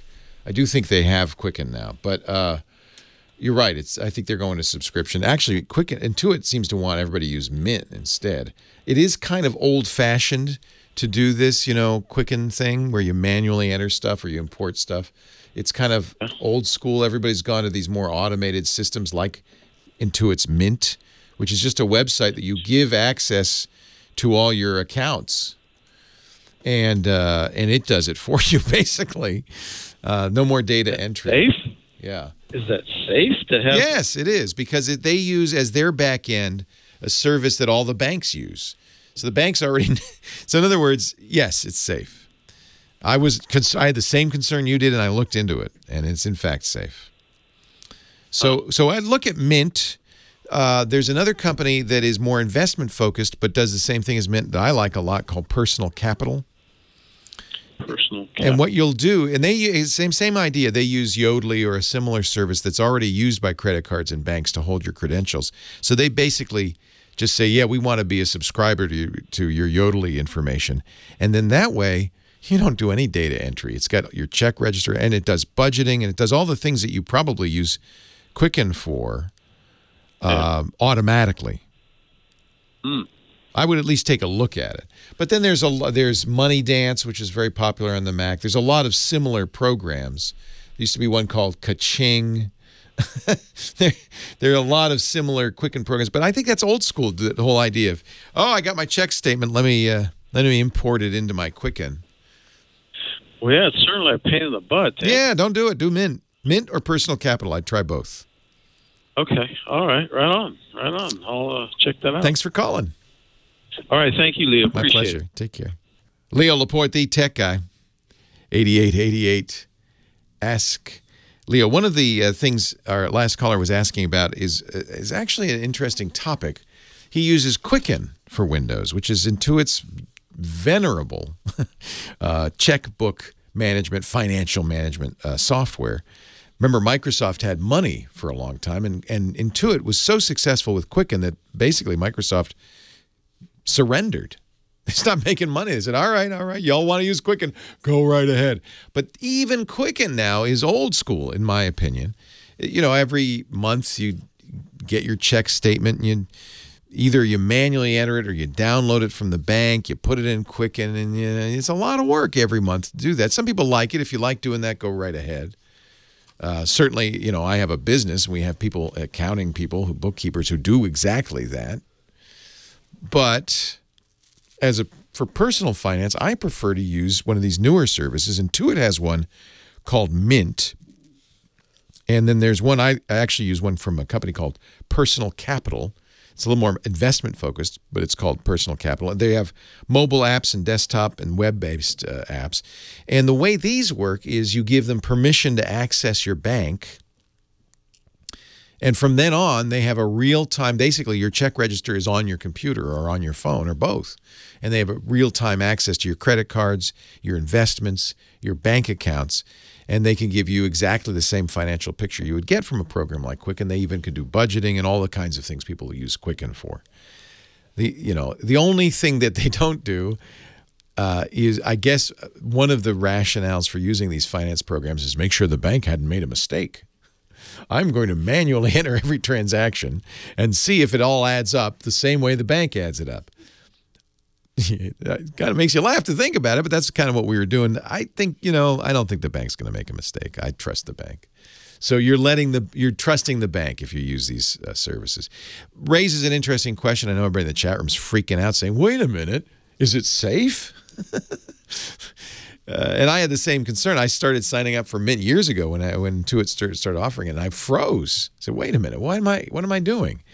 So I inquired, and both Personal Capital and Mint use basically, there are a number of services. I think for a while they used one called Yodlee. I'm not sure what they're using now, but it's basically the same exact service the banks use and the credit cards use.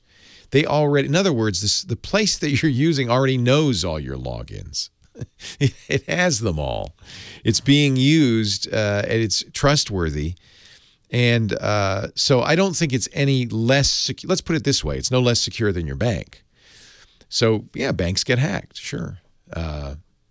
Frankly, I think storing all that information in your hard drive is probably even less. I would figure that the bank has probably better security than you have, right? Of course, the bank's more of a target, but you're storing your data on your hard drive. I don't know if that's more secure or not. People get hacked all the time. People get malware on their system all the time. So, yes, and you have to decide if it's safe from your point of view. I will put it this way. I've done the research. I'm very confident it is as secure as the bank. It is essentially the same system the bank uses, and it's, boy, is it convenient. So basically, all you're really doing is using this third party and saying, yes, you have permission to connect this data. It's a data connector. Don't have a problem with it. But, you should probably go to the Mint site or the Personal Capital site and read up on it before you make a decision. I find that the information I get from the dashboards of these services is great, is better, frankly, than Intuit was or Microsoft Money was, because and by the way, these are free. I should mention, these are free services. They make their money with, I almost want to say ads. They're not exactly ads, with offers. So Mint will say, well, I see you're paying 19% on your credit card. You could get a credit card for less, and they would get a commission if you did that. I think it's fairly unobtrusive. 88, but welcome to other opinions, either on the website, techguylabs.com, or on the phone, 8888 Ask Leo. Jason in Goldendale, Washington is next. Hi, Jason. Hey, Leo. How's it going? It's going well. How are you? Not too bad, not too bad. Hey, quick question, whether I need to upgrade from my current doorstop that I have. Yes. Doorstops generally are not useful for computing. Not usually, no. So I have a HP Pavilion DM4 I bought back in 2012, right when I was in the service. Windows 10 upgrade. For some reason, most recently, out of the blue, I would go to start it up, and it would just go to the infamous startup menu screen, and I would have the option of going through different diagnostics or whatnot. Never had that before. Everything passes from, the system diagnostics, boot device. It sounds like it's thinking your hard drive is getting flaky, and maybe it is. At that age, it might well be. See, and that's what I'm thinking as well, because after I go through everything and everything passes, even the hard drive passes, I'll go to continue startup, and it just has the flashing cursor in the upper left-hand screen. Not a good sign. So you can't even boot in. No, I can't. Okay. I can only access the BIOS. That's about it. Okay, I'll tell you two answers. Okay. You may not want to hear the first one. You could replace the hard drive in that computer, and it'd probably be fine. Right. That's pretty typically. I mean, that's what's the first to go. Moving part. Right. And if you were to replace the hard drive, it's not a super old computer. You could replace it with a solid state drive that would give it a kind of new lease on life because it's so much faster than the old spinning hard drive. But you might want to take, I don't know if you've got backups for all that data that's on there. If you don't, then you're going to have to figure out a way to get that maybe it won't boot, but the hard drive data is there. That's likely. So you would probably want to do is get an external hard drive enclosure. Put that take the old hard drive out of the computer, put it on the enclosure. It makes it into a USB drive, which you plug into your new computer. Right. Actually, you're not getting a new computer for this solution. So you put the new drive in, you install Windows 10. Because that system, by the way, has already been authorized for Windows 10, you don't need to buy a new operating system. You can just download Windows 10 and install it on that new drive. And then you'll plug in the old drive via USB and see if you can copy anything off of it. Right. Yeah. Fortunately, I had backed up most of everything to Google Drive or whatnot. Perfect. Makes this easy. Oh yeah. No. Recently, my kids kind of turned it into their own Nickelodeon machine. So yeah, and that may be the other side of it is when kids start using computers. I've noticed this with my kids. They download games and stuff, and they end up junking it up with sometimes adware, sometimes malware. Oh, yeah. So it could simply be that. It might even be reformatting and reinstalling would be sufficient. But this is a good opportunity to make that computer run a lot faster, which is by putting in right. SSD. So you're thinking just a replacement solid state. Yeah, get a replacement solid state drive instead of the old spinning drive. The computer will be faster. Okay. 5 years old isn't that old for a computer nowadays. No, yeah, I mean it got me through the Gulf and overseas, so it's been a good machine. So I don't want to. Yeah. Is it camo? Is it camouflage painted? No, I wish it was a tough book. That would be nice. Well, thank you for your service. I'm glad you're home safe and sound, and I know your kids are too. And yeah, let's keep that thing running a little longer. You'll see an SSD. You can replace that with a much larger solid state drive for under $100 in most cases. Leo Laporte, the tech guy.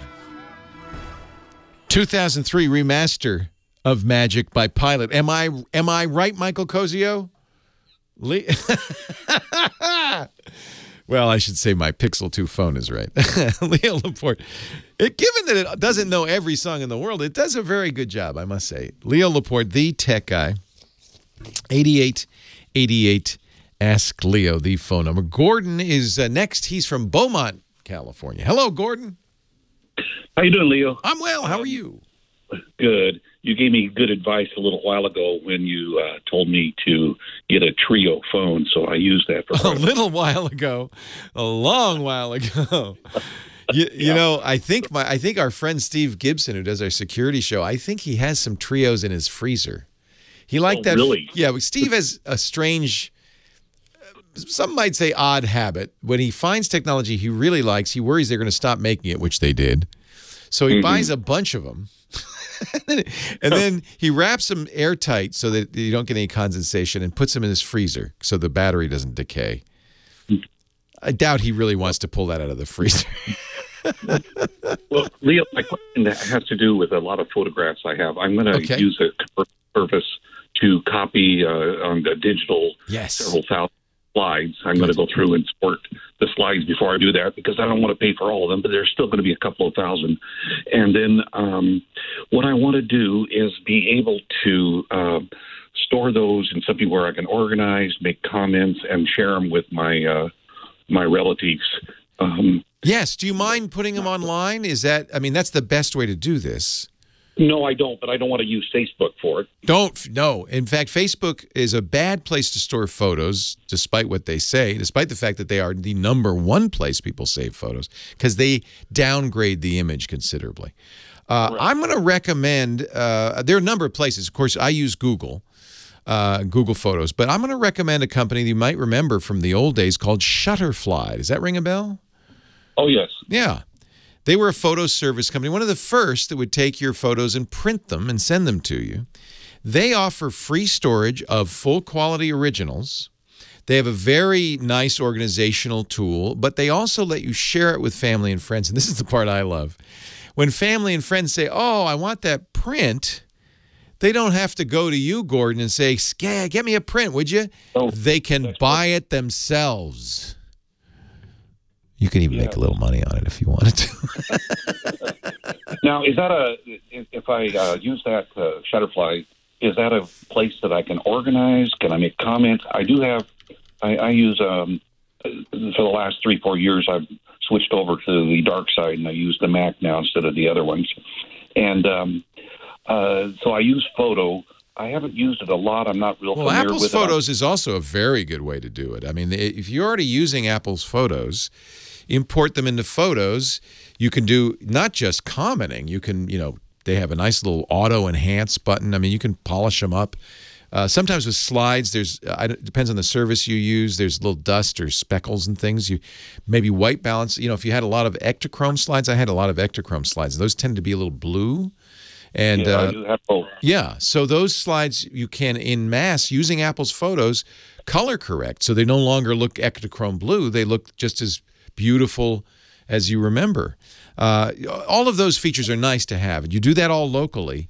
And then Apple using iCloud, and this is the only negative on this, is you'll use iCloud, which means if you have a lot of photos, you may end up paying for storage, but you can then share them with people, even PC users, via iCloud. And that's very easy to do. So that's actually not a bad solution, since you're already there.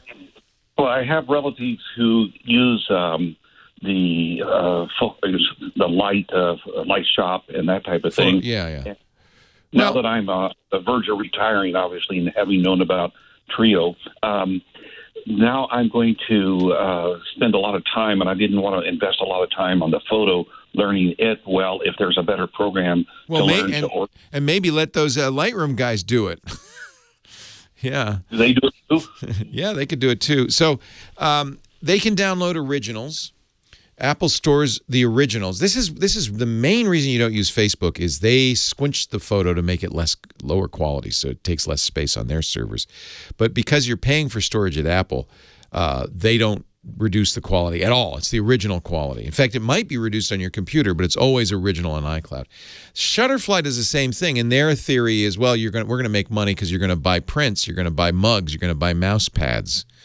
So it kind of depends on whether you want what's the number one thing. It sounds like you also want to learn a little bit of photo retouching. Is that correct? Oh, yes. I've used some of the editing devices before, but I've never really gotten into it deeply. So Photos is a great start, but Apple's Photos has the capability of sending a photo. You maybe do some initial work on it or even just selection on it, create albums. It does a lot of that automatically, too. It'll make albums from locations, it'll recognize people's faces, which is really useful, so that, you can have all the pictures of Aunt Betty in one folder. It allows you to share it with Aunt Betty very easily, but it also will allow you to use an external editor. So you can say, I'd like to take that photo and crop out Uncle Ted, and you can export it. And you could do it with Adobe Lightroom. I'm not sure. How much do you want to learn? How hard do you want to work? Oh, fairly hard, because I am going to be semi-retiring. Nice. It's a great hobby. One of my projects is to get the several thousand photos and slides and things where wonderful they can be passed down. Yeah, good for you. This is a very and then the comments are really important, aren't they? Yes. Because that's how Junior knows who Aunt Betty and Uncle Ted are and why you cut Uncle Ted out of the picture. So, I think Photos is actually a pretty good choice for you at this point. And then if you want to learn Lightroom, you certainly can do that. Adobe has changed the way Lightroom works a little bit. They have a newer Lightroom. It's $10 a month for their subscription, which is actually a lot cheaper than buying. You get Lightroom and Photoshop. You probably won't need Photoshop. Lightroom does most of the editing you need to do. It also allows you to store information in standard, what we call meta tag fields. There's two different ways photos can hold image information. There's the EXIF, Extended Information Fields, that all photos support. And Lightroom supports something called IPTC, which is it comes from the AP News service, and it's a very extended tagging field that gets appended to the photo. So it sticks with the photo. It's part of the file, so it doesn't get lost, which is really, really useful. And then, so Lightroom would be one choice. Another thing I would look at, because I really am starting to like it a lot, is from a company called, they used to be called MacFun with a PH. They're now called Skylum, S-K-Y-L-U-M. They make a program called Luminar that is perhaps a little easier, more intuitive, and it's less expensive. I think it's $70, once.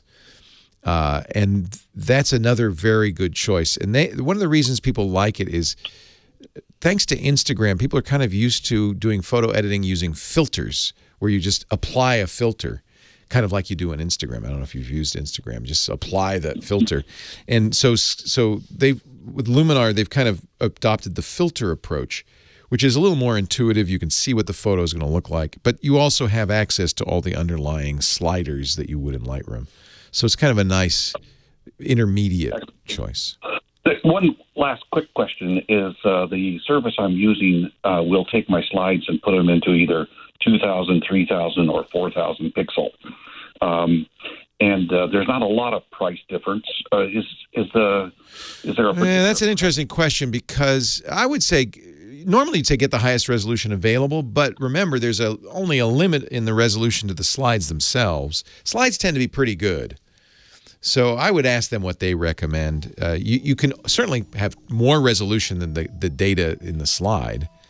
So you won't get, in other words, a better looking picture by upping the resolution. But if they offer 4,000, take 4,000. Leo Laporte, the tech guy. Yeah, this is a fun project, actually. I really like this project. Yeah, no, it's something I've been wanting to do for years, but with doing EMR at work, that's taken up all my time. Yeah. Instead of seeing patients, I'm doing all this paperwork on the computer. So you're a physician? Yes. Yeah. And so I really have not had time. So I just have cut back to half time recently, and this is something I've been looking forward to years to get to. Let's do it right then. I'm glad you got a Mac. You're definitely going to want backup solutions, right? Not just iCloud, but get an external drive. Oh, I keep 2 external drives, one in my office, one in another place. Because Office is off-site, that's perfect. You could try Luminar. They can try it free for, I think, a few weeks, maybe a month, and see if you like that interface. Lightroom is a less intuitive but more powerful. Is it better for organization or just for doing editing? So the organization side they call Digital Asset Management, or DAM.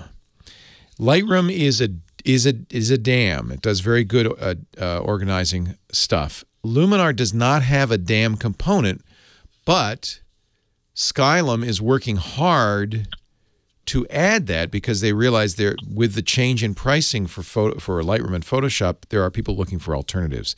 So they have promised a DAM component. I haven't used it. I don't know what it'll be, whether it'll be great or not. My suspicion, they're good programmers, they're Ukrainian, is it'll be a good solution, but that's not out yet. That'll be out this year. I'm going to add another product that's more like Photoshop from a company called Serif. And they make SERIF. They make something called Affinity Photo, which is really they're trying to steal Photoshop's thunder. It does a lot of heavy-duty stuff, but it also doesn't have a DAM component, and they also say they're going to add a DAM component. So both Serif and Skylum are looking at Adobe saying, we're going to eat your lunch. We'll see who wins. Okay, so if I use the photo on the Mac, and if I decide I want to store it so I don't have to pay storage fees to iCloud, can I export that stuff to Shutterfly? Yep. Okay. Yep. That's probably my solution. Shutterfly is free. SmugMug is what a lot of pros use, but that's $140 a year. Very similar. What I did is I took I did the same thing, scanned the family slides, and instead of burning CDs and sending them out, I put it up on SmugMug, made it an album, a password-protected album, and sent that to everybody. And they can go in, and if they want to buy prints, they can buy prints. Shutterfly would work essentially the same way. They could buy prints. I think, though, that it sounds like the comments are among the most important things for you. Yes. Yeah. And so Neither SmugMug nor Shutterfly are great in that regard. I think you could put a caption in, but I doubt you can do a lot of stuff. So that's an interesting question. You know, I almost think a genealogy tool might be the right way to do this, and I don't. That'd be an interesting solution. Yeah, and I don't know. So I would start right now doing it locally. And then when the time comes to share, you can use Apple Photos has excellent sharing features. You can create a family album that anybody can access online in a website. The one thing that's missing is they can't buy prints. That's where Shutterfly has an advantage. Right. All right, Leo, thank you so much. My pleasure. Okay. Have fun. Take care. It's a great project. Love that project. Took 4 seconds for my phone to decide that's the dark I believe in a thing. It's kind of cool, isn't it? That your phone can tell you what that song is. Because, I don't know, maybe it's just my age, but I'm often saying, oh, what is it? I know that. What is that song? I know that. Now, when the phone can start doing that with people, and I'm all in. Leo Laporte, the tech guy. Who is that? That's Uncle Ted. Oh, yeah, we cut him out of all the pictures. Leo Laporte, the tech guy. 8888 Ask Leo. Last segment of the day, of the weekend. First weekend of the new year. Carson is on the line from Orange County. Hi, Carson. It was the darkness, huh? It got cut off. Carson, are you there? Did I press the button right? Did I do everything right? Oh, hello. Hi, Carson. How are you? I'm good. How are you? I'm doing great. Thank you. How old are you, Carson? I am 12 years old. Okay. I just wanted to know, because if you were 13, then I could... No, there's a rule called the Child Online Protection and Privacy Act that means you can't sign up for anything, can you? No. Do you have a Facebook account? No. No. That's what you tell Mom anyway. Do you have a do you have an Instagram account, a WhatsApp account? None of that? Not really. Good man. I don't use anything really. Yeah, you're not supposed to till you're 13. What can I do for you? I was looking for a smartwatch. Oh. How smart do you want it to be? So first of all, it depends on what phone you have. Do you have a smartphone? Android phone, yes. Yeah, because smartwatches are essentially sidecars to a phone. Without a phone, they really don't do much. If you're using Android, my strong recommendation is the Samsung S3. I use the S3 Frontier, and I really like it. Now, it does depend what you want the smartwatch for. What do you want to do with it? I just want it to read my notifications and maybe respond to texts. Okay. Nothing super crazy. Yeah, it'll do I'm that. looking for maybe under $150. Ooh, it won't do that. Oh, let me think. Under $150. Well, there are a number of Android Wear watches, which Android Wear is fine, and it will do all that as well. The only reason I like the Samsung a little better, it has a bezel that spins. It's kind of an easier user interface, but it isn't Android Wear. It's Samsung's own proprietary operating system, and it's kind of limited in the number of things it can do. So let's not get that since you want to keep it affordable. Are you spending your paper route money on this? Christmas money, yeah. Oh, nice. Let me see. Fossil makes some Android Wear watches. Let me see. No, shoot. It's over there. I was looking at the Asus ZenWatch 2 Love on it. Amazon. That's under $150? Yeah, it's 80 refurbished. Ah, you get the refurbished one. Yeah, that's very good. I love that one. Now, look at the size of it, because these watches tend to be big in order to have enough battery life and a big enough screen to be usable. How do you have small wrists or big wrists? Average. Average wrists. So typically these, like a standard men's watch is usually 42 millimeters. Some of these are a little bigger than that. So you might get your dad's watch and put it on and see if you can wear something that big if it doesn't look weird on you. Okay? Because I'm pretty sure that watch in particular, the Zen watch, is a little bit big. But if you don't mind, you know what? Big watches can be a fashion statement. When I was your age, I had a calculator watch. Oh. Yeah. You're laughing at me, aren't you? So did all the other 12-year-olds. Yeah. Oh. No, the Zen Watch is great. I actually think it's really. Is it a Zen Watch 2? It's a 2, yeah. Yeah, so they've come out with a 3, so that's why it's so affordable. Yeah, I don't think the 2 was Android Wear 2, but I don't think that if it's notifications, and there's some nice fitness features. It measures heart rate and it keeps track of your steps and all that. I think that's a good choice. Okay. Yeah, I would go with it. All right, thank you. My pleasure. Thanks for calling. Enjoy your Christmas present. Actually, they believe it or not, Casio still sells calculator watches. And purely out of nostalgia, I bought one. And they're cheap. I remember were very expensive in my day. But the ones we had were so unusable. They came with a little tiny stylus so you could hit the numbers, and otherwise you couldn't. They were so small. And the one I got doesn't have a stylus, but those numbers are, at least for my sausage fingers, a little too small to do any calculating. Reason I got excited about it is I saw an article about a guy who took a Casio calculator watch and turned it into a ham radio. Yeah. And there's only one little thing sticking out of it for the antenna. And he can like Dick Tracy, he can. Or you know what you should do? You should do what Mark in our chat room does. Put a Casio watch face on your Zen watch. Why not, right? Why not? Earl in Alpine, California. Hi, Earl. Leo Laporte, the tech guy. Hello. Thanks for taking the call. And what I'm buying a LG 55-inch OLED TV. Nice. And I love it. I need a sound bar. Yes, because while there is sound on that TV, you won't like it.